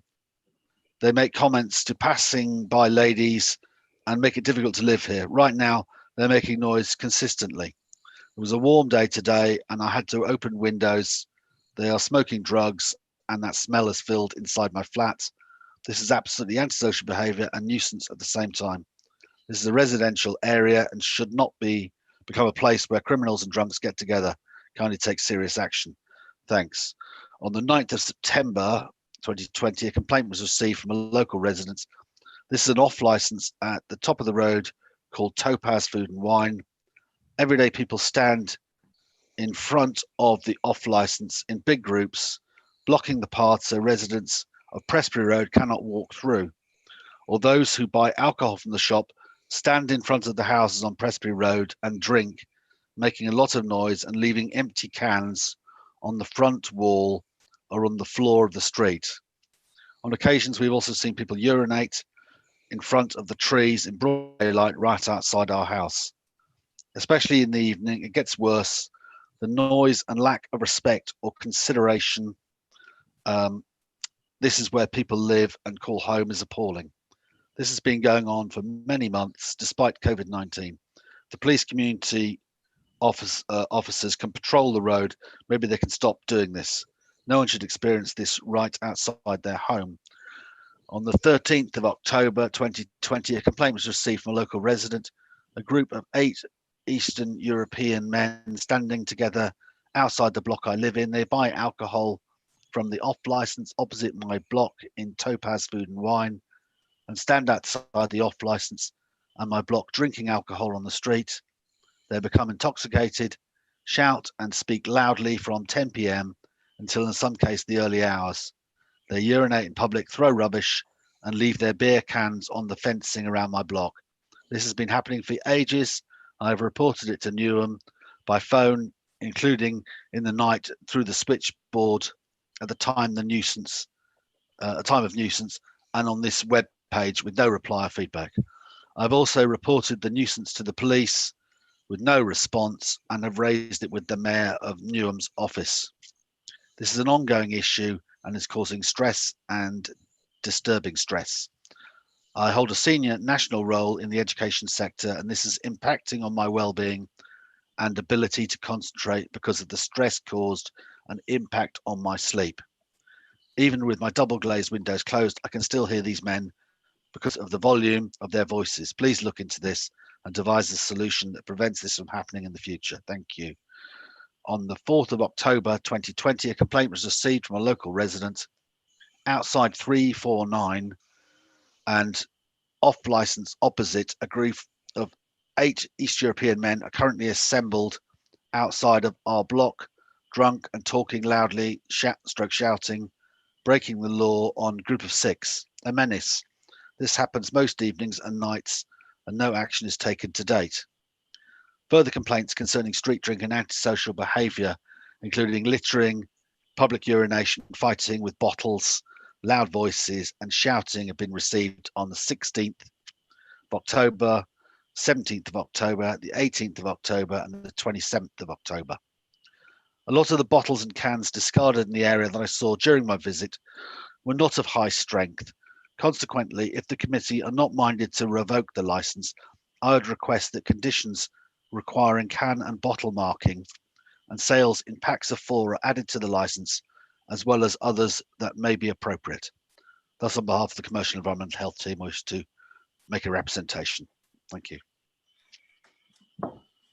So in total, Ian, on this premises in the calendar year ending the December where are we looking? December the 31st, 2020. So what is the total number of complaints on this particular? I think that's 10. 10. Right. Now, I've gone through, the first one is a Sunday where the complaint was received from a local resident. Do we know what time these calls were made? Are the dates, sorry, before you answer, are the dates that you've given, are they the actual dates in which they're referring to incidents, or are they just, you know, the way when people come in to complain to environmental? Right. So where I put down the dates, that's the date the complaint was made, but yeah. Sometimes they make them via the web. Yeah. So by the time it gets entered onto the system, it may come up with a different date. But if a time has been given, they've reported it on the phone to the contact center, and the time has been recorded. So that's been recorded as a live issue happening at that time. Yeah, exactly. That was what my understanding, but just for the benefit of clarity to everybody who's on the call, but particularly watching this at home or, you know, on the Zoom call. I keep saying Zoom call, what do I mean? YouTube channel. We've got evidence there of urinating, having arguments, top of voices, noise and fighting directly, affecting people's sleep patterns, mental health. These are all within the area and the association with this particular premises. Is that correct? All of well, that's what the complainants have said. Yes. Yeah. And my last question before I hand over to colleagues is on the antepenultimate paragraph, you say further complaints concerning street drinking and antisocial behaviour. Again, it's littering, public urination, fighting with bottles, loud voice and shouting have been received on those 1, 2, 3, 4 dates. So that brings it up to the total you've already provided. Yes. Yeah. Sorry, I did say it's my last one. At the 11th of August, it's 2040. That's a Thursday. And this licensed premises is open to 11 o'clock. Is that correct? Yes. So this is 20 minutes before they aren't allowed to sell anymore. Yeah. Okay. Councillor Tony Wilson. Just, it's not so much a question, more of an observation, I think. Going through this and it's quite distressing, the information that has come from this, but this is post-COVID. This has been going on for a long time. Why has it taken so long, or why has nothing been done about this? People are saying that they've called the police, called ASB, they've gone on the internet, they've phoned it through. And why do you think this has taken so long to come to us for review, or why hasn't things been done about this to date? Well, yeah, literally to date. Just in your opinion. Yeah, I'm not sure all the evidence has come together at one time. You know, if we'd had lots of visits to deal with the street drinking, we'd have had all the evidence from the FPNs that had been issued and alcohol that may have been seized from street drinkers. You know, we'd have had additional evidence that we could help to bring a review. But yeah, I think it's bringing it all together. The information goes to a number of separate teams. Right. All right. That's all I needed to know. Yeah, thank you. I think it's a very valid point, and I certainly think we need to take that up in other quarters. Yes. It's interesting that people have referred it to our elected Mayor of Newham's office, and it would be helpful sometimes if people, and I'll say this publicly as we're on a public meeting, I said the same in the town hall chamber, that's why we're elected as well as councillors, that people should use councillors in terms of a conduit for complaint as well, but that's a different issue. We'll take that up elsewhere. My one follows on though from Councillor Wilson's observation. Just you mentioned FPN, for the benefit of those watching, that's fixed penalty notice. When would you normally issue those? Well, if someone is breaching a regulation, so they are street drinking, Mm. they can be issued with a fixed penalty notice, or if they're littering or publicly urinating. Is this in a zone? I think it's the whole borough now. One of these where we don't have any street drinking. I think it is. It What's is, the what's the legal term for it? I'm sorry, I should be up to date. There's another acronym that we should quote. I believe it's a public space protection. It's an order or something, isn't it? Yeah. Public sector. Umar, have you got that term to hand? Public protection space order. I think it's I PSPO. knew I got. Yeah, I got my initials muddled, but yes. So wherever you are in the borough, you should not be standing on the streets drinking alcohol. It's really what we're saying. Yeah. Okay. Thanks very much. It's 3:30. I've just been given the nod. Yes, DT needs to leave at 4 to attend a working meeting. Can we slip into DT's contribution, if that's all right, everybody? Pushpa, we're trying to release somebody. We can come back to Ian. Yeah. Did you want to ask something of Ian to dispose of it? Tony, have you finished with Ian, or do we want to come I'm back? finished. Yeah, Pushpa, is it something for Ian? Because I'll bring you in. Yes, it is. Yeah. Yeah, fine. Yeah. Do you want to do it now or later on? Yeah, no, do it now, because you're one of the 3 decision makers. It's not just me. Right, that's fine. Thank you, Chair. Ian, looking at page 38, there was a complaint made on 14th of June. There was a complaint made at 11th of August. So what's happened in between? Was there any complaint made between? Yeah. No. Those are the complaints that have been made in the last 6 months. Right. The other question was, understand the residents have made complaints regards to split milk and cream all over the floor, canned beers and whatever they've thrown on the floor. Do they have the facility to send the pictures through to us, as in not us, to the committee, to the website? I would imagine they'd have had facility to email pictures through. Yeah. Mm. I don't have any pictures from any residents. All right. Okay. Thank you. Because certainly people are now using, aren't they, on our email system? Certainly they're sending us quite a lot. It's filling our inboxes with photographs often that we put then onto our computerized, anonymizing system for casework, but as councillors. But okay, thanks. Is anything else at this point? Is it Robert, possible? yes, you can come in. Yes, I'm conscious of time because we need to release somebody to go off to another meeting. So if you can be brief, sorry. Robert. Yeah, that's very brief. There's been a lot of reference to the high strength beers, but the environmental health officer said that no high strength cans of beer were found in his inspections. No, there were, as well as high strength. So there was let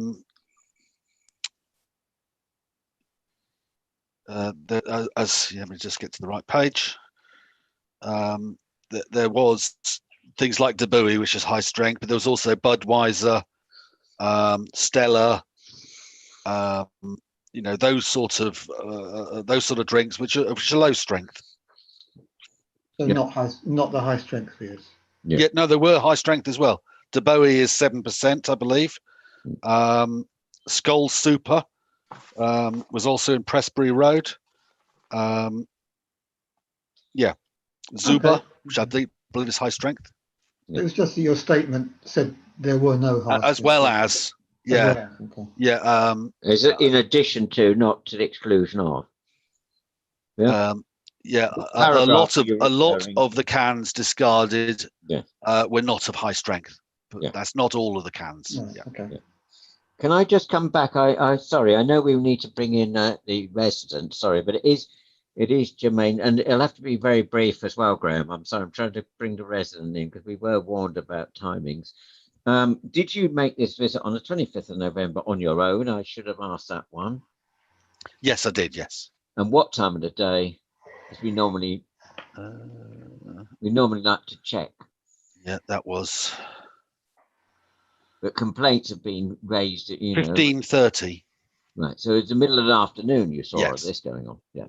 So Graham, anything further? Yes, Chair. Just 2 quick points for that's fine. Ian, if I may. That's fine. Ian, you said that street drinkers were seen outside number 367 Catherine Road, and I understand there's a a takeaway on that corner, which could account for part of that. But would you accept that some of that street drinking could be associated with the Romanian shop, which is somewhat closer to the premises, or equidistant to the premises than it is to Topaz? The Romanian, possibly, yep. Thank There you. was a sort of yard. They were sitting down in there. Yeah, there's a yard outside the takeaway. Yeah. I googled it last night and had a look. Thank you for that. And this shop closes at 2300 hours, 22:30 on a Sunday. So clearly, would you agree that the clients wouldn't be buying drink from them after that time? No, but they could buy some to consume after the shop had closed. Okay. That's fine. Chair, could I also ask that after the resident we could have a short comfort break, if I may? Oh yes, indeed. I was going to suggest some as such, but we do need to be thorough on this, especially as it's quite serious stuff we're discussing. So, resident DT, you don't need to come on screen. Is that correct, Umar and Mandy? But we can hear you. We've got your statement. DT, can you hear me? All right. I can hear you perfectly, Chair. Thank you. Sorry, I'm conscious of your time. Obviously, you've got other things to do. We're on page what in our bundle? Sorry, which is not open to the public. Do we need to shut this down? I think we do, don't we? I would advise to. Yeah. Can we shut off the live thingy-jig, whatever it's called? Can you put up a screen for me, Janine? Is it? Who's our Zoom helper? Yes, Chair. So I think Janine will be able to put us all in an exempt room, which will not be broadcast on YouTube. Do we have to go into another room, or can we just stay on screen?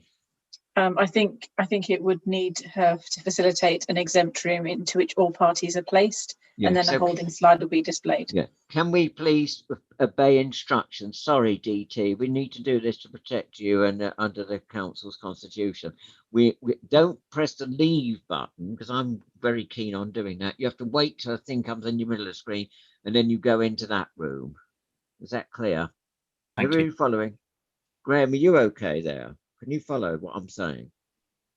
Yes, Chair, thank you. We don't want to lose people at this point. No, we're fine. We're running against time and things. Yep, So can we're fine. we facilitate this? And holding screen goes up on live channel because we can't stop that. But we go into a separate room to keep the public away. So we're going into what we're calling the exempt room now.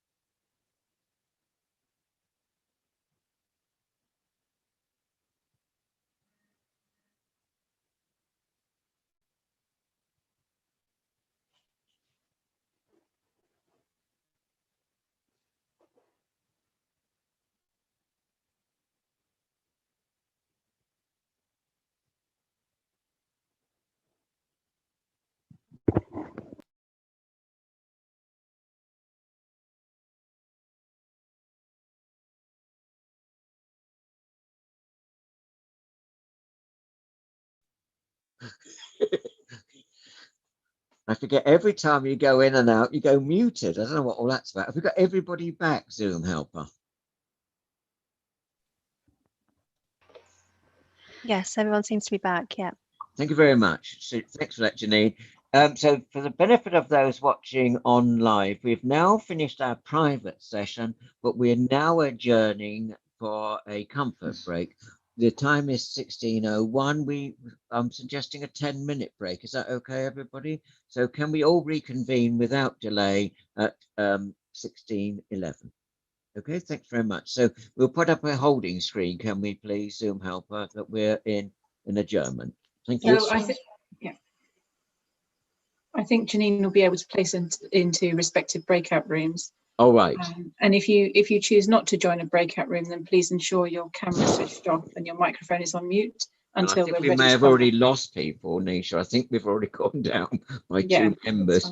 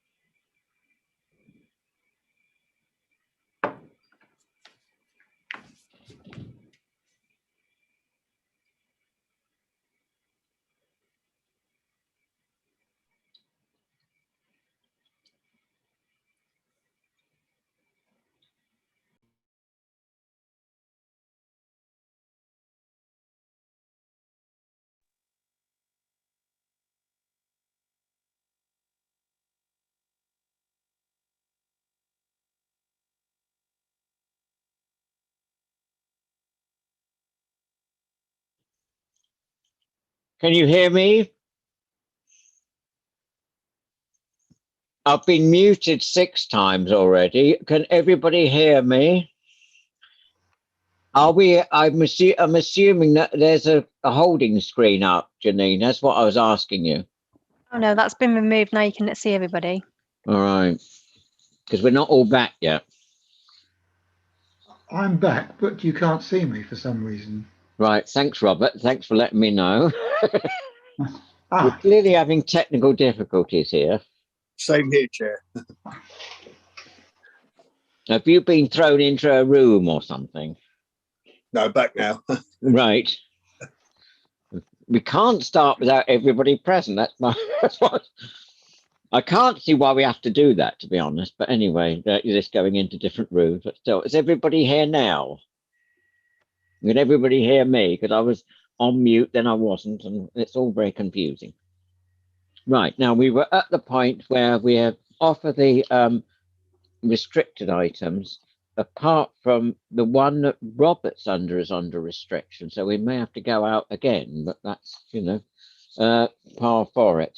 Now, what point have we reached, Umar? Can you clarify for me?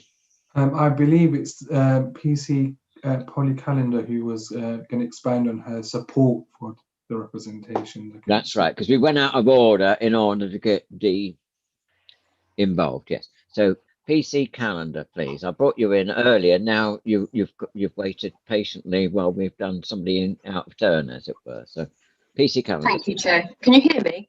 Yes, we're fine. Yes. Perfect. Are you requiring me to read the statement? No, I think because we've already been here since 2 o'clock. We're assuming everybody's read it. Do you wish to add anything at this point, or you're going straight into questions? However you wish to handle it, Polly, or you may just want to bring out salient features. Yes, no, I'd just like to say that the premises was brought to licensing's attention on the 29th of the 10th, and that was the first it was reported to us as a problematic venue. Yeah. Looking back through our systems, I feel that some of the reports that have come in have actually been Catherine Road and not stating the actual address. So there's a pocket of ASB, but it's not always been stating that exact address. So I think that's where we've maybe not had all the reports come through to licensing. Yeah. Yeah, fair point. But I'm happy to answer any questions. There is an issue in law which is going to be taken up by revisions of the 2003 Act, whereby people will try to say that, you know, you're, you know, you can't make a causal link, which is quite right. It's about the protection of people saying sort of blanketly, this is clear that A follows B. But have you got any supporting statistics to hand? No, like I say, the reports that I've had sight of, actually 4 since 2016. Yeah. But there is a pocket of ASB around the area, but the reports are not always stating that exact address. Yeah. I do note from earlier that there's only 2 in the area, Yeah. 2 off licenses with the off sales. So shall we move into your witness statement? You're speaking on behalf, I presume, of your colleague as well. Apologies, Gary could not attend today. Now, this is on the green as well, but we can refer to it in generalised terms, correct, Uma? Yes. Yes, and just a reminder, PC Watson's not here, so PC Calendar can't answer questions on his behalf, so it will be at the face value of what's been sent in. Right. Well, that was just to clarify that you weren't actually present on that particular day. I was present, Chair. Yes, so you can answer from your perspective. Yes, that's correct. Yeah. So you're saying that you went into those premises and you saw these several discarded alcohol containers, European beers, the same as what has been alluded to already in this hearing. Yes, there were many in the curbside, on residential walls, outside, directly outside the store, around a tree. Yeah, there were many discarded containers, bottles, and cans. This was a joint operation with the licensing authority anyway, same day. Yes, that was, yes. You went into the shop, and we've heard about that. What was your role on that day? Just tell the committee, can you?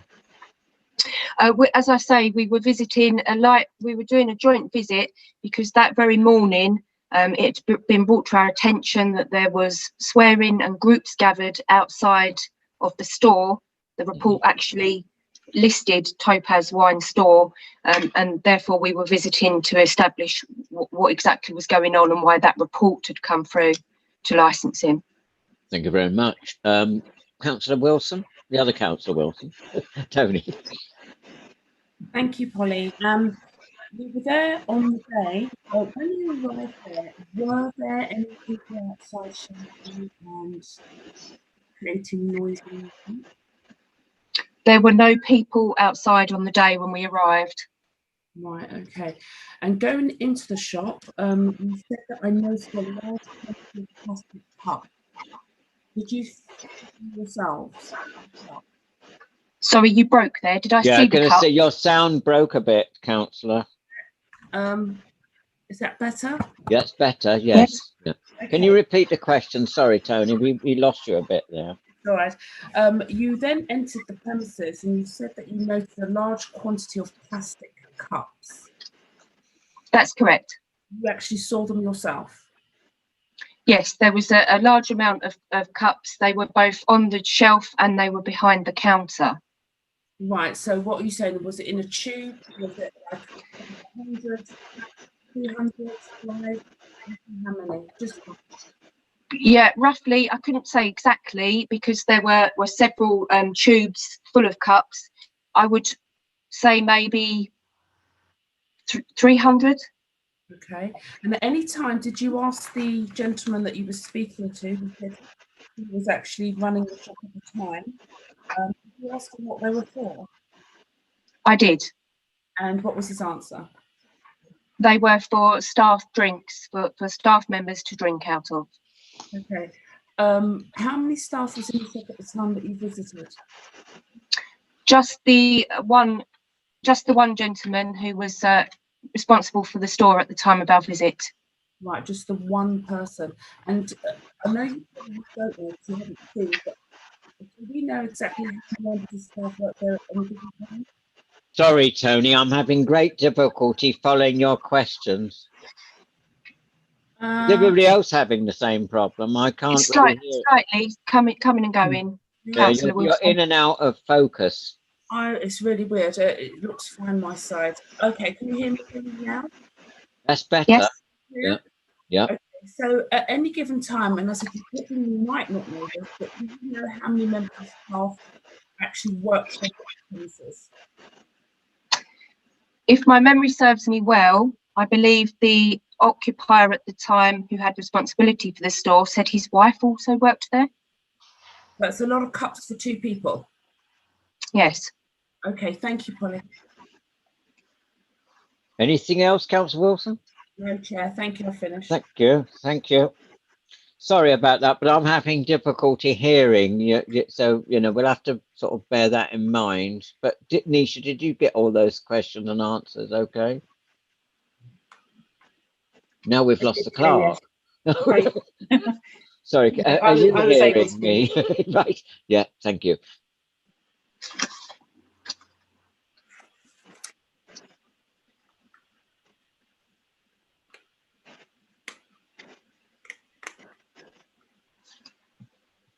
You're mute, Chair.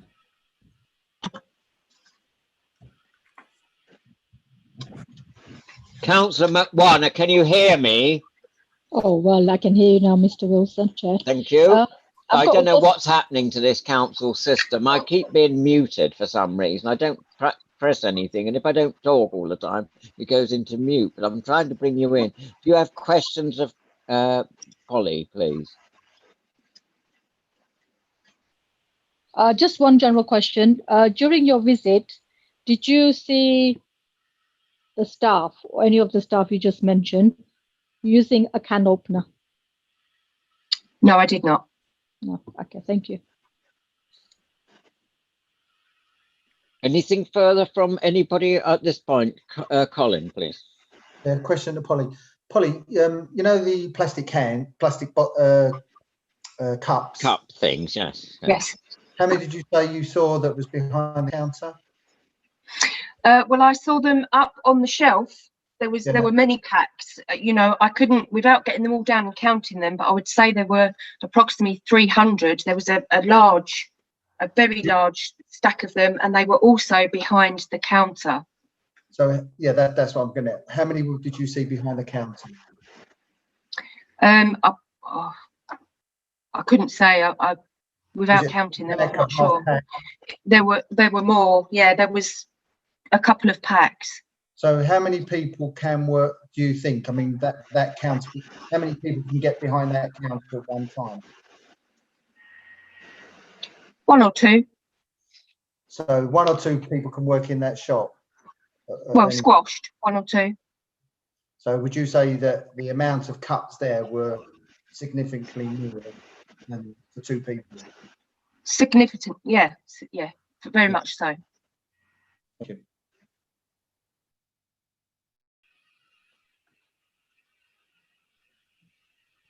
Anything further? Thank you, Chair. No, that's fine. Anything further from anybody to PC calendar? Graham, please. Just one question for PC calendar, Chair. Could you just confirm the email I got from Mr. Stoke this morning, confirming there've been no complaints to police since last November about Topaz, obviously? There have been no complaints regarding Topaz. Thank you, PC calendar. That's it, Chair. Thank you. Thank you. Now, Umair, anything further at this point? No, Chair. Right, now we're back on the procedural pages. So we've heard all the representation, excuse me, and obviously this is in support of the review process. It is now the opportunity, of my understanding, for the applicant or their agent to respond. Thank you. Great. Chair, I think Mr. Rush has to go first. Oh, sorry, but people aren't helping me. I did say, well, is that everything? So now, Mr. Rush, do we have to go into private session again? Can somebody assist me on that? I'm sorry, I'm keep losing this because we got to go into breakout rooms again. Chair, if it's under the green pages. It's on green paper, you see. Yes, Chair. I think we should. So I'm sorry, Robert. A, I've left you out. You've got every chance to come in to talk to this committee. B, we have this palaver. I can't think of a better word. I could think of a stronger phrase, that we now have to go into a breakout room. Can we please facilitate that between the Zoom helper and all this? And please don't leave the main meeting. That's the temptation we've all got. To press the red button. You have to wait for the screen to come up and we'll go into our individual breakout room. We're now going into something called exempt room. Can we join that, everybody?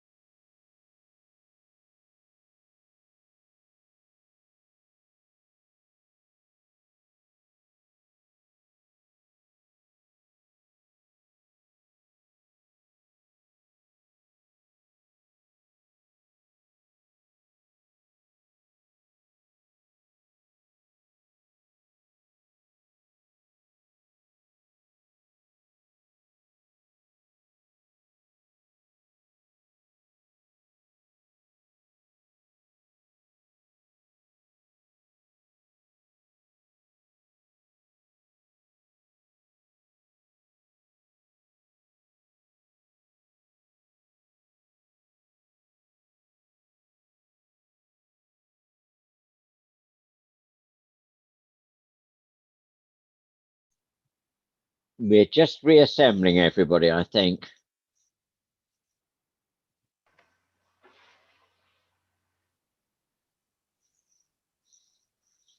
Robert, are you still on?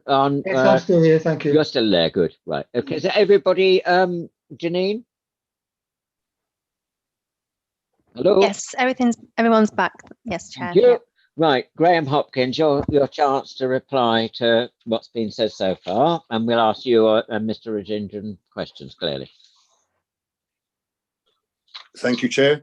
I just want to clarify a couple of points that were raised earlier. Somebody referred to I think it was Colin, referred to the company named on the receipts. It's Selva Mahal Limited, which is Mr. Ravendran's operating company. So that would be the name on the demarche receipts that were produced. Thank you. He has confirmed to me as well, I think the residents, no names obviously, mentioned paper bags. This shop do not use paper bags, and I didn't see any when I went there. Mr. Ravindran uses black and blue plastic bags, has done for some time. There was a question about the Orangi boom, the 8.5% Orangi boom. That had a short shelf life, so he sold it, priced it at a reduced price, and didn't realise at the time that, of course, it's got to be the duty VAT inclusive price. And I can understand somebody making that mistake with short shelf life stuff. So that's just to cover those points. And I would just like to say that Mr. Rush has covered the point I wanted to make, that there are a lot of Romanian people in that area. As you may know, I dealt with the I can't remember if it was yourself or the previous chair, the Romanian restaurant over the road, and we had similar issues then with Romanian people not having anywhere to socialise. Well, they've got the restaurant, there is the Romanian shop down the road, but as Mr. Rush has said, no social centre for them in that area in particular. There is the Orthodox Church down the road, but that's about it. Now, my past experience, Chair, has found that, and it's evidenced by the TV programmes from the police, Brit Cops, all the rest of it, a lot of the Polish Romanian guys do socialise together, and unfortunately they do end up drinking in the street. That's just background on that. As you've heard, Mr. Ravindran has owned and operated Topaz Food and Wine since 2011, some 10 years now. He does appreciate the seriousness of the position he finds himself in today and the possible outcomes of this hearing. He does normally spend considerable hours at the shop on a daily basis to ensure that he's exercising responsibility for the running of his business. His wife also works there. Mr. Ravindran tends to work late afternoons and evenings for obvious reasons. It's better to have a man and somebody else there, we feel, for security reasons. Mrs. Ravindran tends to work during the day, and they employ 2 members of staff who also work with both of them. Very sadly, I must tell you that Mr. Ravindran's father passed away last April due to the virus. He was very badly affected by that, as are all the other people, of course, and I'm not taking away from others who've suffered that dreadful loss, but his father died unexpectedly. He was overcome by grief, and he does accept that he took his eyes off the ball, so to speak. In the immediate aftermath, he didn't spend that long in the shop, as long as he normally does, and between April 2020 and October, when Colin and colleagues went there, and November last year, he accepts that he did let things slip. He has asked me to say, and he'll tell you himself, he's sitting next to me, as you know, Mr. Ravindran is generally sorry for any shortcomings, and he is sincerely and genuinely remorseful for any breaches that occurred as a result of his lower level of attention. Mr. Ravindran is determined there'll be no recurrence of this, and it's fair to say that since the service of the review, which was a great shock to him, it has led to him quite rightly paying full attention to the premises and to the running of his shop. And I would suggest it's evidenced by the fact that having contact, that I had contacted both Ian and Connell Stoke this morning, and Colin, all of whom came back, as you've heard from Ian, you've heard from PC Calendar, and you've heard from Colin. There have been no incidents reported to the council or to the police regarding issues with street drinkers or breaches of licence or the Licensing Act since November last year. You've heard as well, and I can confirm it by my own visits to the shop, that he has upgraded the CCTV system, ensuring better coverage, particularly outside, so that staff are aware of people hanging around and can go out and address those issues. A lot of these people are not necessarily Mr. Ravindran's own customers. There are other outlets in the area, more of which in a moment. So he does go out promptly now, and as his wife does and as the two staff members do, and they try to engage with people who are loitering outside the shop or drinking outside, not just his frontage, the side of the shop and where the fence is down Prestbury Road, to discourage people from drinking out there.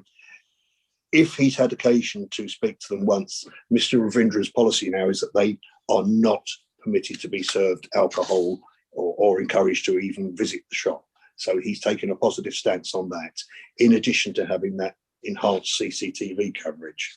I can also tell you that we attended at his request.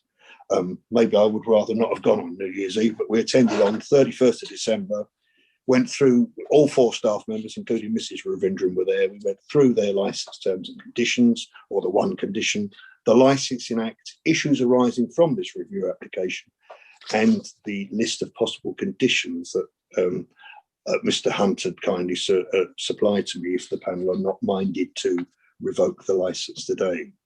Mr. Ravindran has also cleared the shop of the excess stocks of alcohol that were found by the officers during their visit. That's all been removed to the basement storeroom.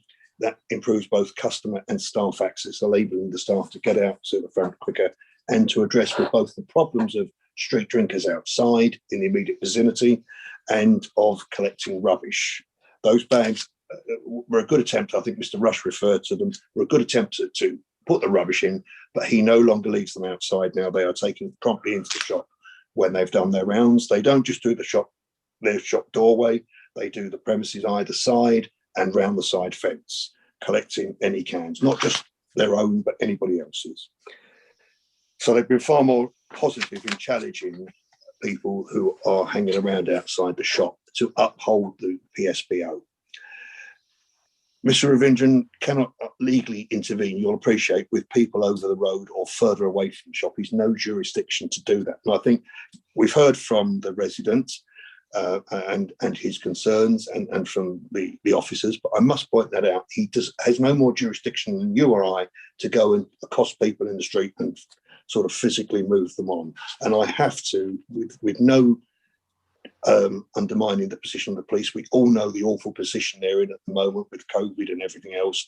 And I'm a great supporter of the police, so that wouldn't arise. But it would help if maybe the PCSOs could do patrols down there, or the council's enforcement officers. We've not heard what role they've been playing. I appreciate the other duties they have to go on, etc.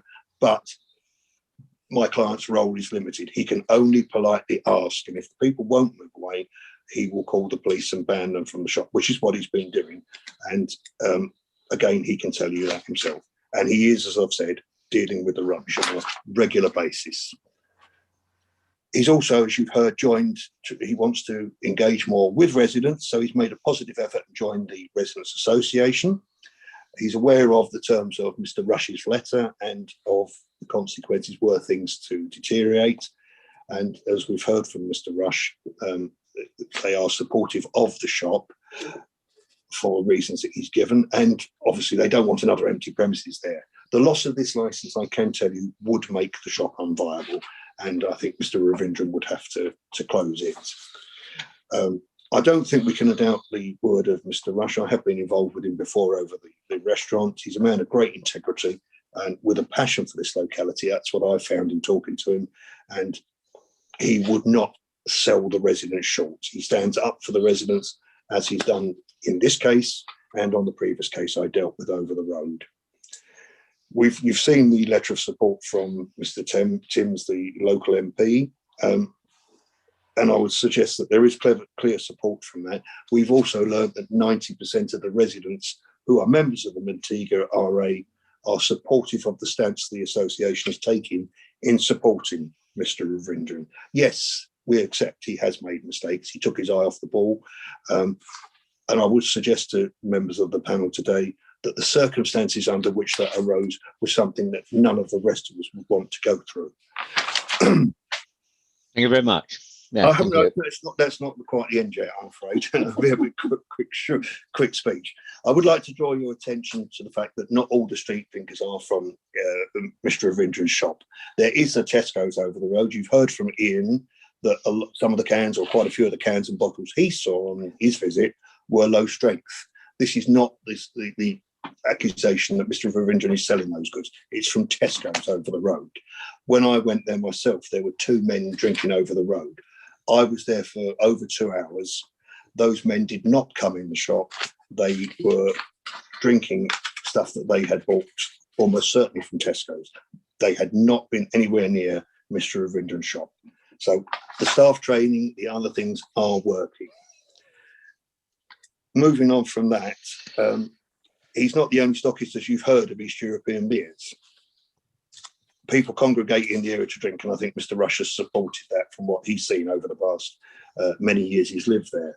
You've got the Romanian shop that's about 100 yards down the road past the Paddy Power, and there's also a number of Romanian and East European shops in East Ham, and a lot of the people that are coming back from work, you've heard they're workers, will come from the other ends of Catherine Road. There's no doubt, I believe there's a Romanian shop in Forest Gate. There certainly is in East Ham. And there's a Romanian shop which we obtained the license for further down Catherine Road. So they're also selling this high strength beer, and it's unfair to try and blame Mr. Ravindran for all of it. Clearly, it's not the only source of this beer. The point I ask you to bear in mind is that Mr. Ravindran has taken and continues to take positive steps to address these issues. He's removed the can opener. That was removed well before December when I went there, and he's removed all the plastic cups from behind the counter, so staff now have to drink out of ordinary cups like the rest of us. Mr. Ravindran would also like to offer 3 additional conditions in addition to the list that Colin proposed, one of which would be we will give him the appropriate signage to address street drinkers, cold callers, and the issue of people drinking outside his shop and the Public Spaces Protection Order. He's quite happy to put a phone number for residents who are concerned to ring him directly. And also we offer a condition that management staff will actually, it can be on the licence if that's the way members go today, which will discourage people from drinking or loitering outside the shop by actually doing physical checks, politely engaging with the street drinkers and asking them to leave the area and the vicinity quietly and quickly. Mr. Ravindran also accepts most of the measures that Colin has suggested, if you're not minded to revoke today. The only ones he asks you to bear in mind is this affects the viability of the shop, given his close competition from over the road, no doubt selling at lower prices than he's able to. He's asking you not to impose 4 cans or bottles, but to impose no singles. And he's asking to be allowed to continue to sell 20 centilitre bottles of spirits. 20 Thank you. Right. So on that basis, Chair, there's been no previous review. I would suggest my client's made considerable progress, willing to engage further with the residents. And if you are minded to go down that line, 2 cans would be the minimum, and the 20 centilitre bottles of spirits. That's what he's asking you to consider. I would point out that Colin also raised the question of invoices. This arose at a time when Mr. Ravindran was grieving, as you've heard. He did search for them, but he just couldn't find those ones. He was buying from Demetrius at the time and RS soft alcohols, both in Basildon, and now he uses Demetria and Times in Barking. So the other point I wanted to mention to you in closing is that comment was made about pricing.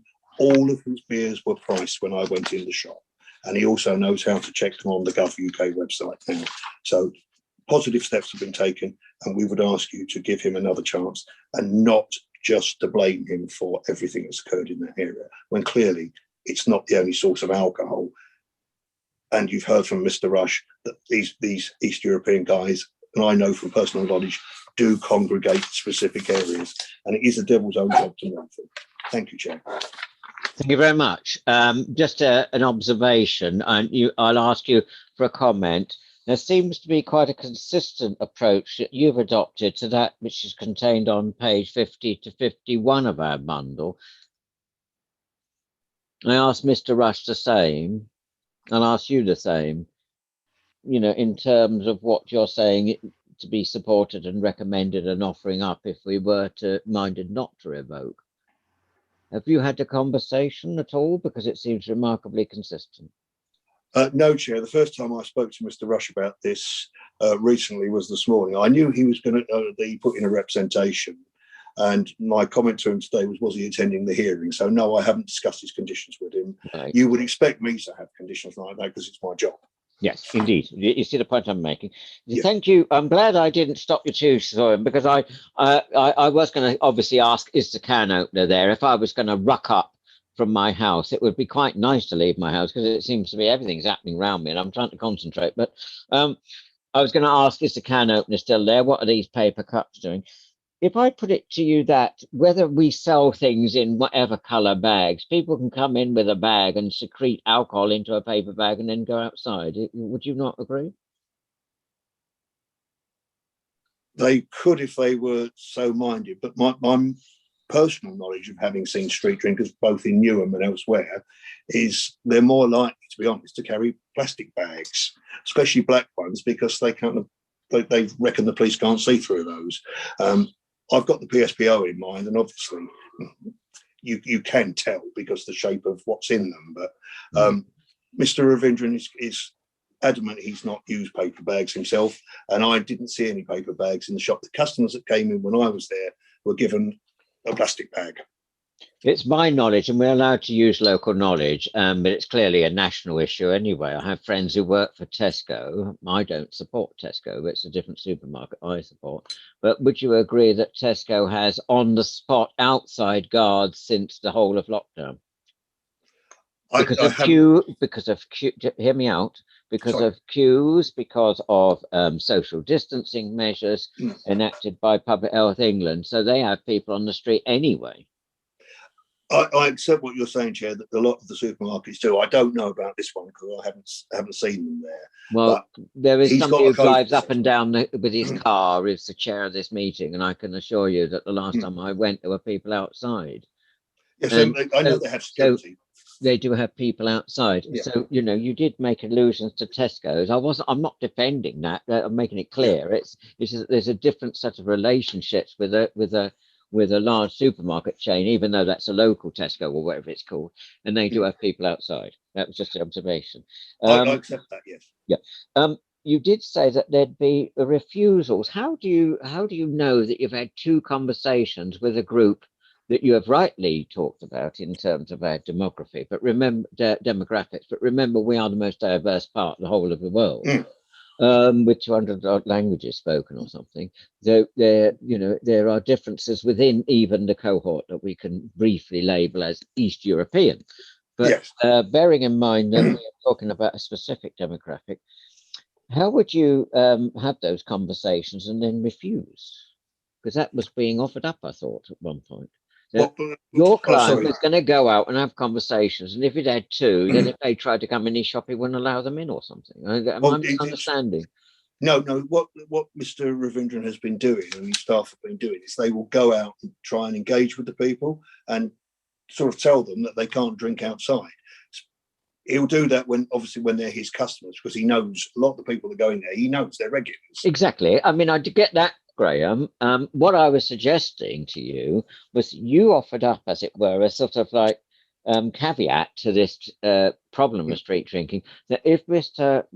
Ravindran, I'm trying to pronounce people's names correctly, Mr. Ravindran or his staff or any of the people associated with the particular premises, if they saw people twice and they told them off, then on the 3 strikes and you're out sort of thing, I was implied by that they then couldn't come in the shop for alcohol. Well, that's his policy. Yes, that's his policy. He will recognise his customers and he'll just refuse them service. Right. Can I segue then, in, if that's all right, colleagues? Councillor the other Councillor Wilson and Councillor McWan. Can I just have one more with the client? Is that all right? And then I'll bring you in. Is that okay? Yes. So, how long have you been there, sir? From 2011. And you've been selling alcohol the whole time since you've been there? Yes. And your supplier is? Supply damage cash and carry, time cash and carry. Which cash and carry? Times cash and carry. Times cash and carry, right? Because we need it for the minutes, sir. You see, if any questions, that's what I was saying to Mr. Rush. We do have to hear everything, so I hope you don't mind if I don't hear you properly. I need to repeat it, because if I don't hear it, then possibly other people can't. And my last question is: you are a leaseholder or a freeholder? I'm a leaseholder. And you are a leaseholder to a landlord, and so therefore, can you give us an idea of what your rent on this place every time? Every month, every time. You know what I'm trying to say? Every month. Every month. Yeah. Yeah. How much? Yeah. 1,167.50. 1,650. 1,167 pounds. All right, thank you. Thanks very much. And I did say that was my last one. Of course, I always do this. I've thought of another one. So you've been there, and you are a leaseholder. You've had your agent. Have you had a conversation with any of the people in the block that is opposite your shop, which I call the Tree Bore? I know it's not the official name, but the name of the new development that's cheek by jowl with your shop. No. Have you had any conversations? Have you spoken to anybody from 349? No, I never. No, he hasn't. Right. Councillor Wilson, I'll bring you in first. Are you okay there? Yes, fine. Sorry. I'm just checking everybody can hear me. I've got so paranoid that we're losing people. You were frozen or something, or whatever the phrase is. Right. Okay. Questions for Mr. Ravindran. Ravindran. Okay. Yeah. Mr. Ravindran, are you aware that you have had these men standing outside your shop drinking alcohol and urinating and spitting and shouting and laughing? Are you aware that this is happening outside your shop? It's not happened like that. There's no shouting, no fighting, nothing. But I seen that people drinking, but it's no shouting, this and that. Right. So the people you see drinking, did they buy the drink from your shop? No, some of them buying from my shop, some of them buying from the Tesco, some of them buying from the Romanian shop. But they wouldn't buy from Tesco's and come and drink outside your shop. No. Tesco, they buy, they put like 20 bottle, like 10 pounds. But we are selling each bottle, one Budweiser bottle, example, 1 pound. They are Tesco selling 20 bottle, 10 pounds. They bring like big boxes and put it on the floor and take drink as a group. Right. If I can answer Councillor Wilson on that, Councillor, I have actually personally seen, not outside Mr. Ravindran's shop, but outside other shops, I have seen them carry boxes of Budweiser. And they're East European, I'm talking in Basildon and places like that. What I'm trying to determine is that this gentleman has been in business in Catherine Road for 10 years. So for 10 years, the stock that was in your shop when the officers came around is the same type of stock you've been storing for 10 years? Or no, because of, the coronavirus when they started, because of we put more stock, we keep the stock, we bought it more stock. So before coronavirus, was you selling Orange Boom? Yeah, before sale. And after, this period time, I didn't sell the Orange Boom. Right, so before coronavirus, 2018, 2019, was you selling Orange Boom and Lek and these other high strength beer? Lek is not high volume, it's a 5% volume.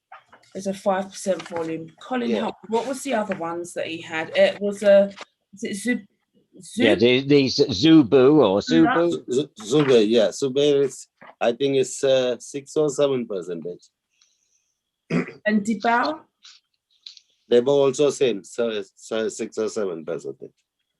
Dibao, sorry, Tony. Dibao, Zuba, Pula, and Orange Boom. Yeah. Earlier, could Colin or John help me on this one? Because I was told that the strengths were like at 9%. 9%, yeah, School Super and Kestrel Super, like these are the beers. Right. And so what you're saying is Orange Boom is... We stopped selling, you know, when the officers came that time, we don't have a Orange Boom. Sorry? What he's trying to say, Councillor, is he stopped selling Orange Boom now. Orange Boom. From last October, November. Yeah. Right, okay. Before coronavirus, Graham, could you just get him to confirm, was he selling these beers before the coronavirus lockdown? You were. Yeah, we did. Yes, he was, yes. Right, okay. How much was you selling your Orange Boom then for? About Orange Boom, not fast moving one, but sometime about... What price? Which one? Orange Boom. Orange price? Yes. Prices we sell £1.90. Before coronavirus? Before coronavirus. So why would you go out of your way, sir, to buy end of life or short shelf life Orange Boom to sell for £1? Because we had a stock, but its date is going low. That's why it's going to be date very soon expiring. So we reduce the price, we sell it, and we stop that Orange Boom. It was a slow seller. Yeah. It was a slow seller. Yeah. So if we was to go back to the question with regards to you having items that you were selling below prices, so you're telling me that you bought all these beers, especially Orange Boom, you bought these beers in the cash and carry. Yes, I bought it at the normal price. Yes. So when you gave your invoices to the officers, how come they couldn't find these beers on the invoices? And you gave them as far back as when? Was it 2018? 2019. 2019. Yeah. So how come they couldn't find any of these beers on the invoices that you got from the shop that you presented to them? No, some of them we had, like example, Zubair, we had the invoice, but I think three beers invoice are there. It was, I think he's saying is missing, but you know that because because I was from the April, I didn't go to work because my father is passed away, so my staff also bought it. So the invoices, some of the invoices are missing. That's why. You know. Can you tell me why you want to sell 20 centiliters of spirits? Why do you want to sell those small bottles? Yeah, sorry? Why do you want to sell 20 cl of spirits? No, at least, you know, that this my area, not like a reachable area, like, you know, very little bit but poor people living. They can't expend one at a time, like one big bottle. If you sell like 15-20 pounds, they can't afford to buy it. You know, that's the reason is I was asking, you know, if it's example, one customer come, the example, they are builders, they can't come and buy one day, they can't buy one big bottle, you know that.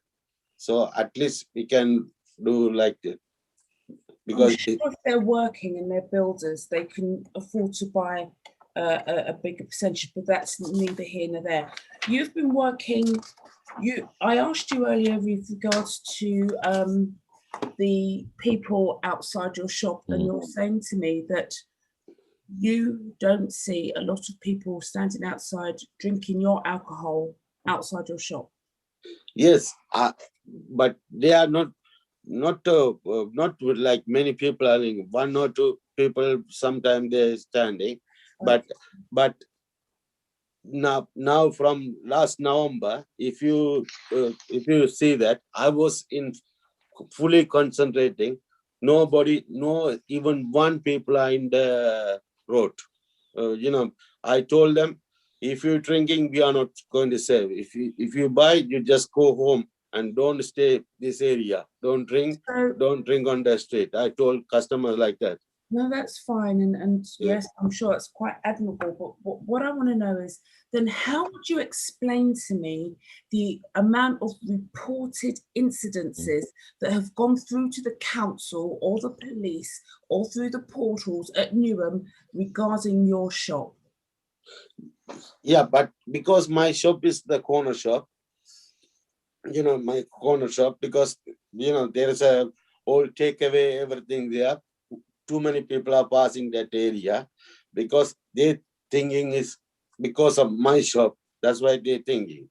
But if you notice that nowadays I stop, whenever I see the people, even just people standing and talking, I told them, please do not stay there, because people thinking you are drinking, you are buying from drink and they drink, you are drinking. That's why I told them, please do not stand here. Okay, thank you very much, Chair. That's it for me for now. Thank you. Yeah. Thank you. Pushpa, anything at this point? Please come in. I have, Chair. Thank you. This question to Ravindran.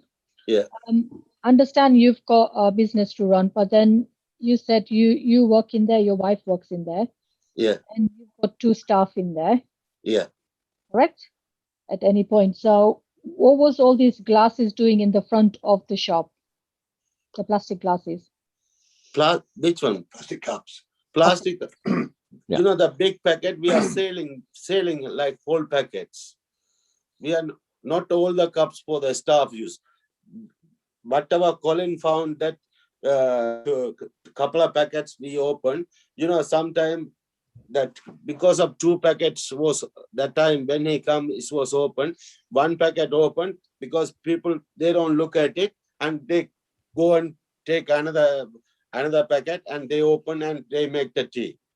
So from the rest of them, we displayed on the shelf. We sell like whole packets for the customer. Okay, when you sell a whole packet, how many glasses are in each packet? 20 cups in the packet. Right. So I suppose you got staff room, because it was mentioned in the meeting that those cups are for the staff. So do you have a staff room in your premises? We are saying, we mentioned, that the two cups bag was open behind the counter, because Colin was up when they asking, we told them we use for the staff, because our shop is like small shop. So we top of the freezer, we make the kettle, put the kettle and we make the tea and we drink it. You understand? Yeah. Okay, thank you. The other thing I wanted to ask is all these drinks my colleague mentioned, how long have you had it in your premises for? Which drink? All the drinks that the photo was taken on page 24. Yeah. Because that when the corona started, people are saying, all the big shops, everything going to be a close. So that time we bought beers, because we thought it's going to be a lockdown. They said all the big cashing area, everything is going to be closed. From beers are not going to come. That's why we bought it that much stock. Otherwise, we don't sell that much of beer. But because when the people were saying that it's going to close, that's why. Pushpa, you still come back. Yeah. And looking at the picture, because obviously we've not visited, I understand the colleagues have visited the premises. How much would you say is worth in the basement at the moment? About, I think it's around £6,000 worth of beers stock. This is just what we see in the picture at the moment, probably more to that, right? No, it's worth about around 6,000. Right. Last question. The beer quantity like a big can, but if it's when we go to cash and carry, is 17.99 plus VAT. Is a one case. Right. But okay, thank you for that. Can I just ask you a quick question? Who lives upstairs? in No, in the flat. On the Flat, floor for the shop. is some tenants are there. Right. Is that owned by you or anything like that? No, that's owned by landlord. So do you have no access to the tenant, or they don't have access to the shop? No, nobody have access. That's fine. Thank you, Chair. Thank you. Now, can I come back? Yes, I can see people's hands. There's quite a lot to go through there. To be saying to you, it's called Topaz Food and Wine. To what extent do you supply food and it's your profit margin, and what extent do you sell wine or alcohol? Because we've had 4 references to the business case about this, and you would be shut if we were to do the actions that are that we're at our disposal. How much of your profit margin is on alcohol? I think I can ask that question, Mandeep and Uma. We from the legal department, so yes, Chair, you can ask that question. Yeah, we've got about £80,000 worth of stock or something, but in the basement. 80,000. Did I hear that right? No way, no 80,000. Chair, he said 6,000. Oh, 6,000. I told you I'm having difficulty hearing things. No, that's the value. If I get 80,000, I had 80,000 somewhere, and I said, don't well, need to do business. No, that's the value of the stock in the cellar. right. 6,000. 6,000. So for the benefit of the minutes, let's get the right figures and the right ballpark figure. Right now, sometimes people say it's an 80-20 split. So 80% of their profit margins is from the sale of alcoholic beverages compared with 20% of food. On a rough scale, how much do you get from the alcohol compared with your food? Sorry. What percentage of your take is alcohol? What percentage is food? Food is alcohol about 40%. Yeah. And alcohol 60%. No, the alcohol is 40%. Okay. And other food, soft drinks, everything about 60%. Did you catch that, Chair? No, sorry, I was being distracted again. There's all machines popping up all over the place. I shouldn't have so many screens on. That's my problem. 40% on alcohol, 60% on food, soft drinks, etc. Sweets and stuff like that. Now, it's my contention. We've had a lot of references, and people will do this. And it's been a problem that's been mentioned all over the local government association licensing, that people are talking as if coronavirus, as it was predicted, but that's a different argument for another place, that we would be having pandemics. But it's my contention that during a lockdown and pubs are shut, that more people would be purchasing alcohol. Yeah. Would you agree? Because, people have not got the access to a pub. The one in Catherine Road has been shut for a few years now anyway. Yeah. People are more likely to street drink. When is the last time you were actually on the premises? Yesterday. Selling alcohol? Yesterday night, yeah. Till what time? I was closed 10:30.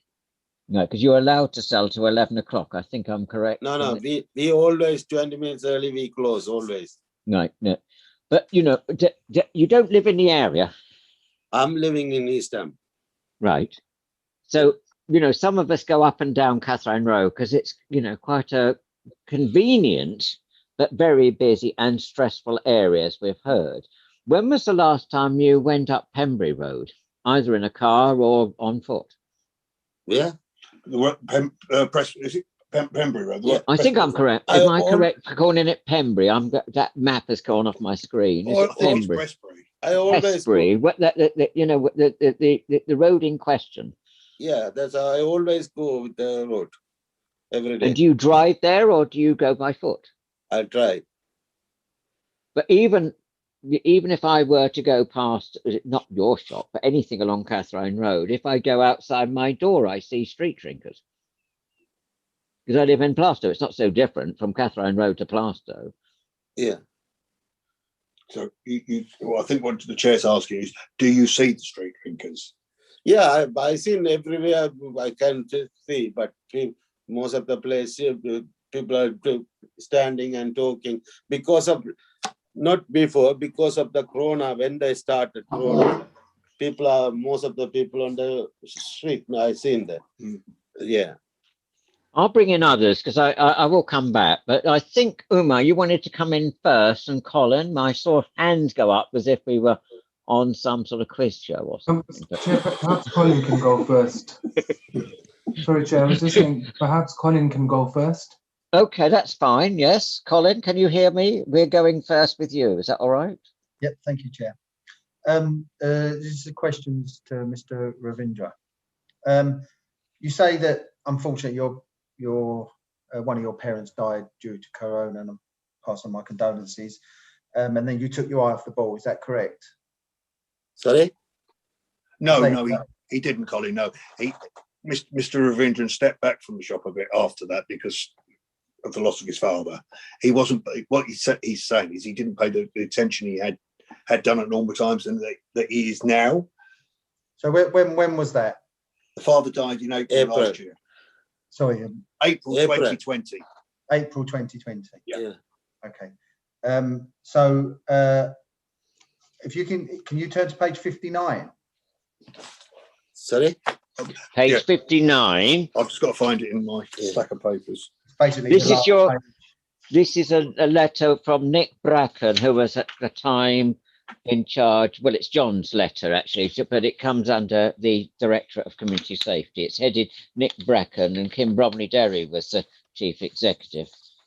And some of us were on the council then, but there we go. Right. Yes. Yeah. Sorry, Colin. So obviously, what you're saying is you stepped back from the shop since August to October. And so, like you said, you took your eye off the ball a little bit. So obviously, things slipped a little bit. Is that right? Yeah. Can you explain this letter then? It was sent in 2012. That was just after you took over from the shop.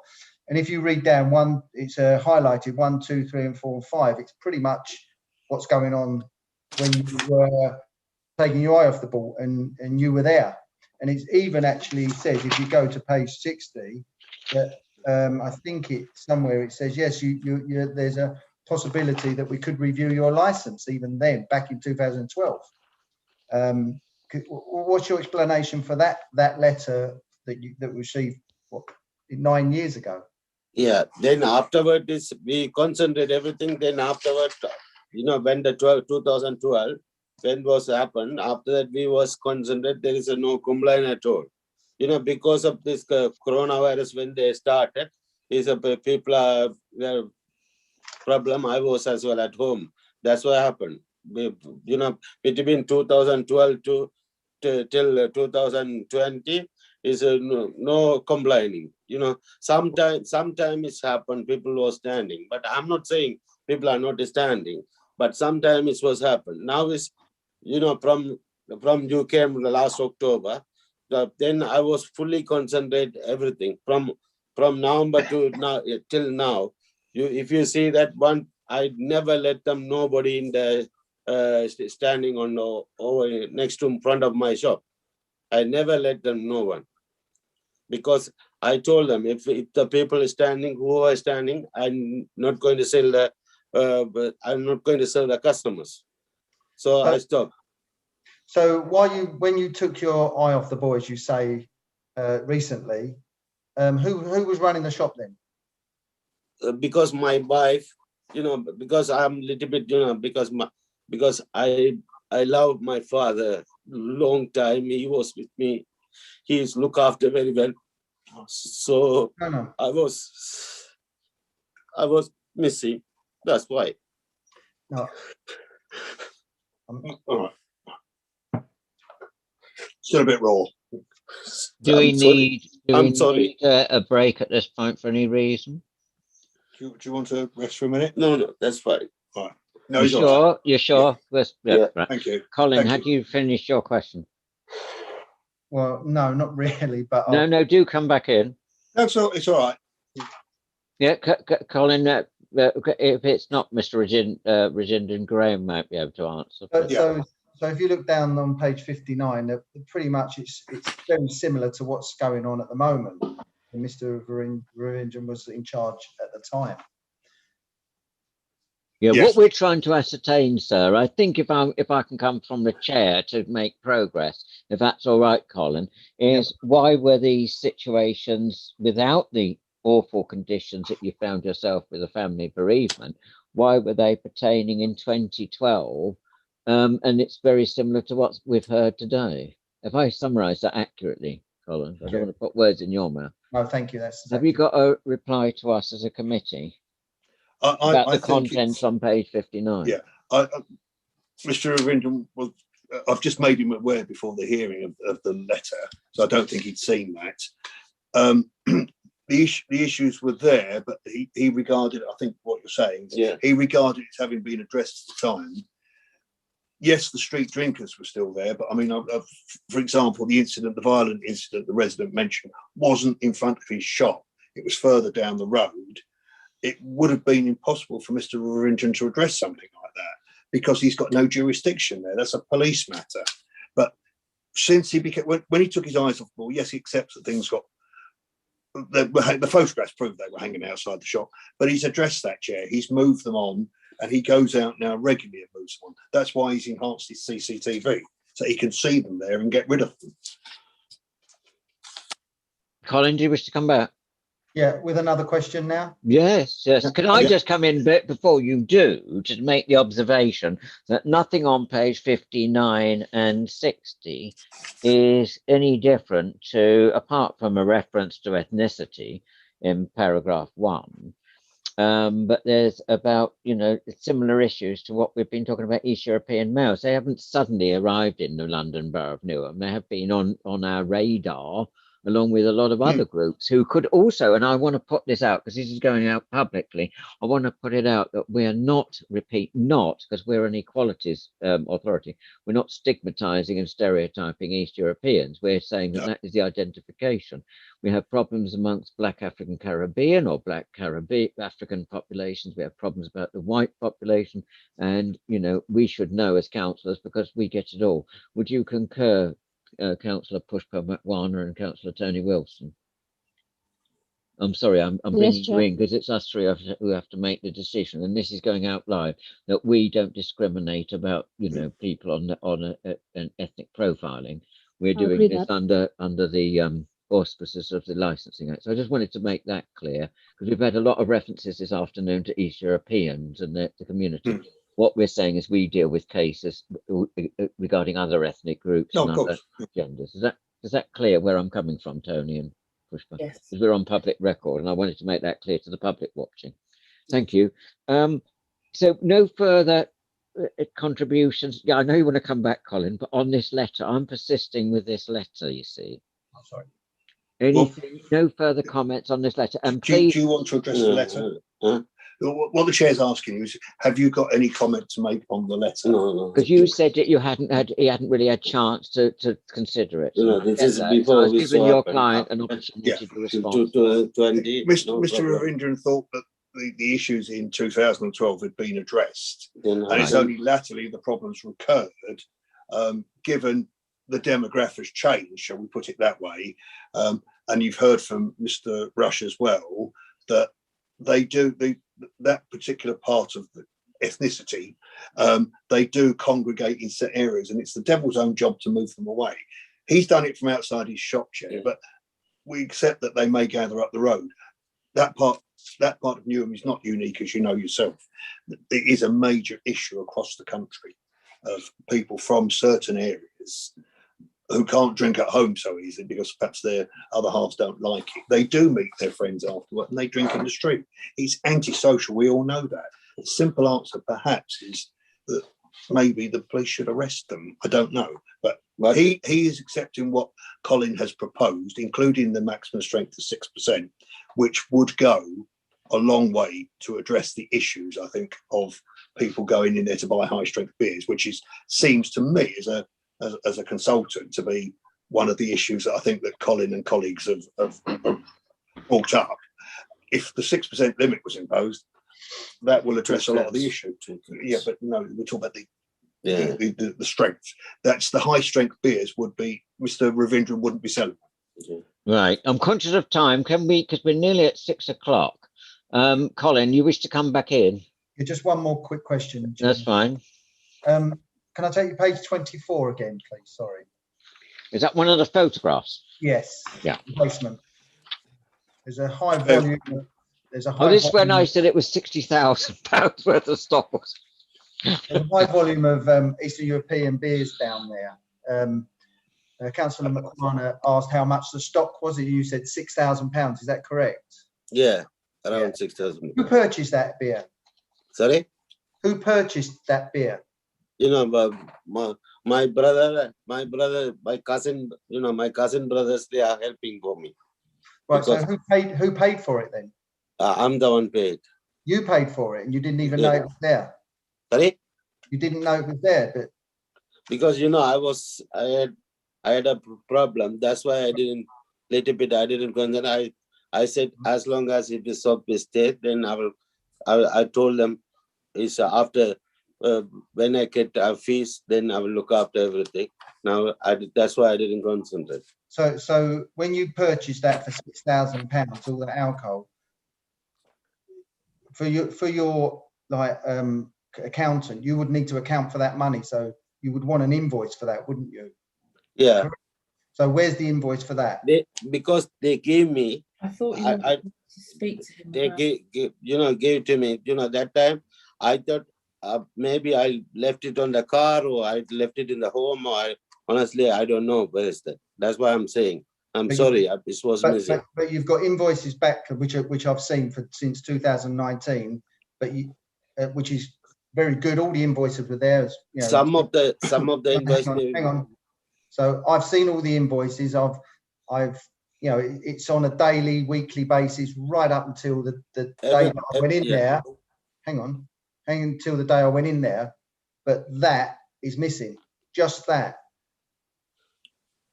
No, I don't know what the explanation is. No. Most of the invoice, everything was there.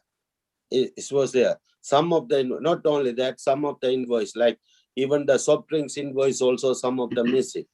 You know. Listen. What I'm saying to you, I've seen all your invoices, and there's invoices from 2019. I sat for about 2 hours looking through these invoices. So, and I looked for them in details because I wanted to find this alcohol.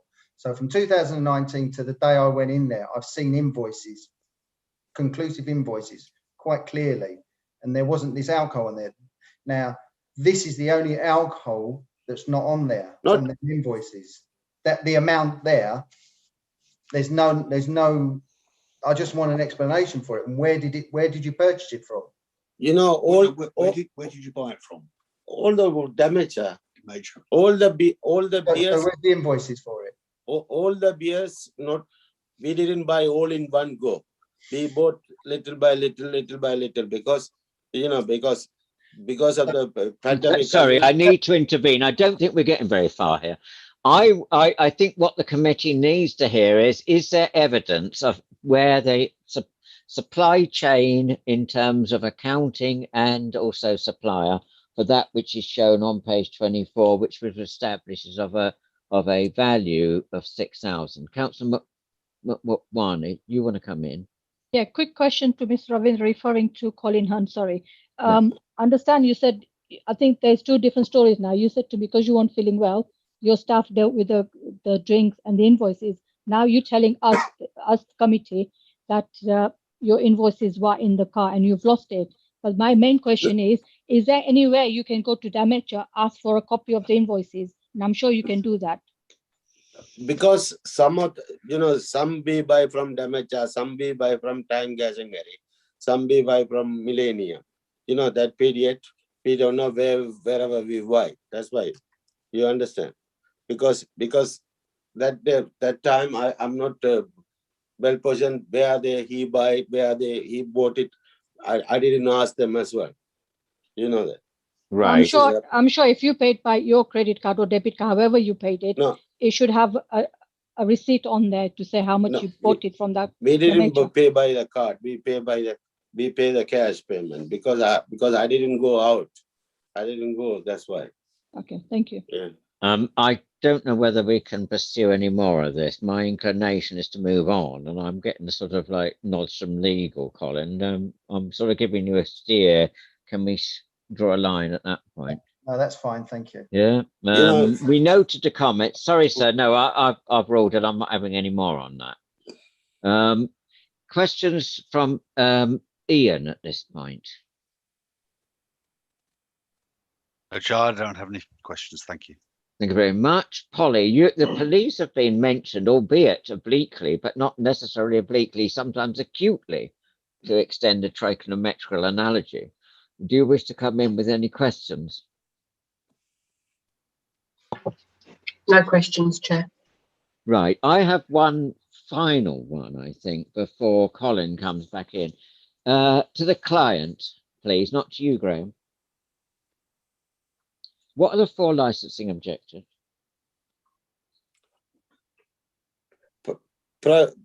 Prevention of crime and disorder, public safety, prevention of public nuisance, protect children from the harm. Thank you very much. And what is this hearing being conducted on? Which 3 of those? What is it? Which 3 of those is this hearing? You know, me and my colleagues are being asked to review your license. Which 3 of those? About that's about the the prevention crime and disorder. Yeah. Yeah. And public safety. Because we've heard issues, you see, which pertain to public safety, to crime and disorder and public nuisance. That's why we've been trying to ask you of your opinion. My last one, I did say that was the last one, but you know, you say you've run this premises as a leaseholder for 10 years. Yeah. And you don't, is it your contention that you still don't see evidence of people from your shop or outside your shop in terms of street drinking? Yeah, that's what I'm saying. Some of them is drinking. Yeah, I can drinking. That's why I stopped them from. If you notice that from since November till now, but no complaining, nothing, because I noticed, I mentioned the people, we are not going to serve this and that, but we stopped that totally. And do you know what measures we could use in order to stop street drinking? No, sorry, I'll rephrase that. That's not a very fair question, because you know, we're not trying to solve the whole problems of Catherine Road in just one license. But what do we often say can deter street drinking in terms of strength of alcohol and in terms of size of bottles? That's my last question, I think. Is that okay, Pushpa and Tony, just to sum up on those 2? Is that okay? I'm getting nods. So the size of bottles of spirits and the strength. Yeah, size. Yeah, but it's like especially for the miniatures ring and the alcohol, or like a volume higher alcohol. So yes, acceptable. Right, now it's nearly 6 o'clock. I'm just going to ask Colin. Sorry. I'm sorry, Chair. I just need one clarification from That's fine. We are the legal reps and we need your advice. So it should be, if the legal aren't clear, then that's not going to help us. So do come in. Sorry. Sorry, Graham. Just in terms of the conditions that you've, so just to clarify, you've accepted certain conditions that have been mentioned by Colin, and also you've said that there's additional conditions that you propose, and that's to do with notices and phone numbers. Yeah. I didn't fully understand what was the management of staff condition. What we're suggesting, Umair, is that the staff would actually be tasked to watch. I mean, obviously, there's a massive, great TV screen in front of the counter. They can see the outside on CCTV, but they'll also, if they see anything, pop out or be required to go out, engage with the street drinkers, and politely ask them to leave the area. Yeah, that's what I understood. It was sort of like a request, because it's not an enforcement activity on the highway. That is for others. Because he can't do that, Chair. Exactly, I get that. He can politely ask them to go away, and the sanction that Mr. Ravindran has got, of course, is he can refuse them service in the future, which is, as he said, that's what he's doing. And he will not provide rain shelter. No, I asked him about that earlier while we were at the comfort break, and he doesn't put the shutters down for it, whatever you call them things that come out. Yeah, those things. I was trying to think of a canopy. I can't think. Yeah, canopy. That's it. Is that the word? You know, yeah, that's fine. Yeah. And just following on from that, Chair, just an open question. With those conditions offered, does the position change for Colin Hunt or Ian McConnell, or what's their views on the conditions, if any? Oh, well, that was you're taking my thunder. Oh, sorry, I've just sort of. I thought you were doing a point of law on this. No, it doesn't matter who asked the question. No, well, I'm relaxed about these things. Does your position change? Because I always ask that before we have to summing up, don't I? So Polly and Ian, and then it goes back to Colin. I'll put it in that order. You know, if there were to be conditions offered, does that change your position on your representations? I think that's what we're asking, isn't it, Umar? Yeah. Ian, can you hear the question? Ian's gone quiet. Sorry, what was the question again, Chair? Well, perhaps Umar better ask. I was trying to assert my authority over him. Umar, said again. Sorry. So obviously the applicants attempted to address the issues by offering further conditions to what's already been discussed by Colin. Do you have any? Does your view change at this stage? Yeah. Following what you've heard from Graham and the applicant, sorry, the respondent. Yeah, I mean, we would be happy with either conditions, suitable conditions, or revocation.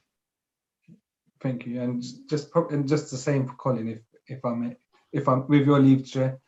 Yeah, I think it's actually the Met have got an interest in this as well.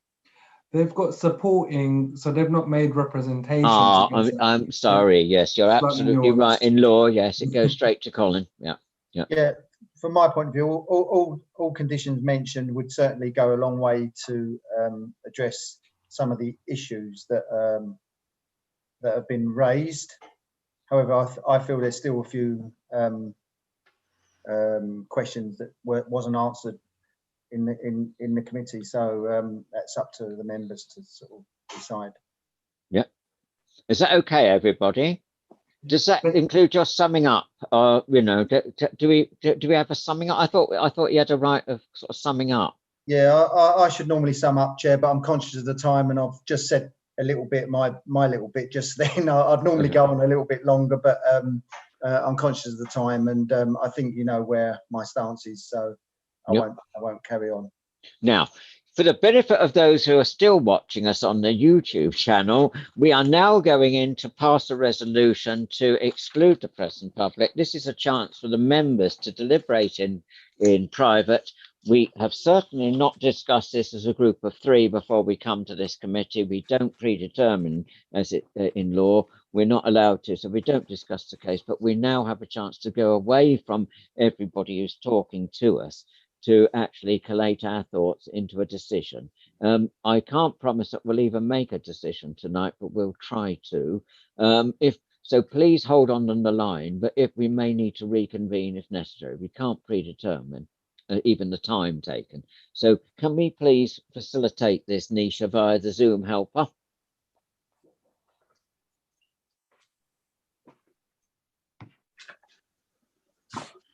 How's that?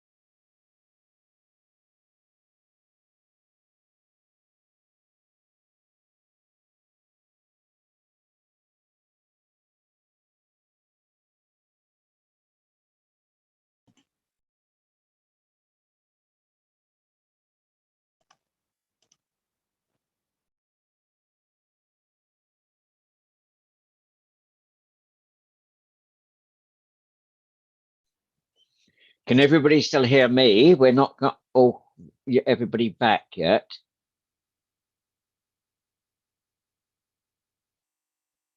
Are we waiting for anybody else, Nisha or Janine?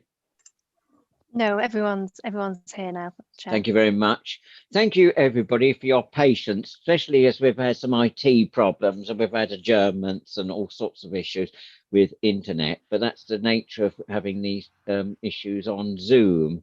I don't think we've got Robert back. Was he? Yes, I'm here. Oh, right. Thank you, Robert. I did, because I couldn't see you, you know, just because we would like to, I know one of the people had to leave. We have made a decision, but before I ask the clerk to read it out, can I again thank you for your patience with the technology and the way you've all conducted yourselves this afternoon. It's not easy. It's not easy in the town hall because obviously this is a difficult meeting. We do tend to always take longer when it's a serious review of this nature. So we have made a decision. I think I just pass over to the clerk. Is that all right, Umair, at this point? I don't think I need to say any more. Right. Over to the clerk and then I'll come back in at the end. Thank you. Anisha, please. Thank you, Chair. Having heard all submissions, the subcommittee have decided that there will be a 3-month suspension of the licence. Conditions will be added, which will be confirmed in writing within 5 working days. Now, obviously, that decision has appeal rights attached to it, and that means that the basically the responsible authorities or the applicant can appeal to the Magistrates' Court within a period of 21 days from today. So I think that's all that I need to say before I close the meeting. Yeah. Thank you very much again for your time. It's been a long afternoon, but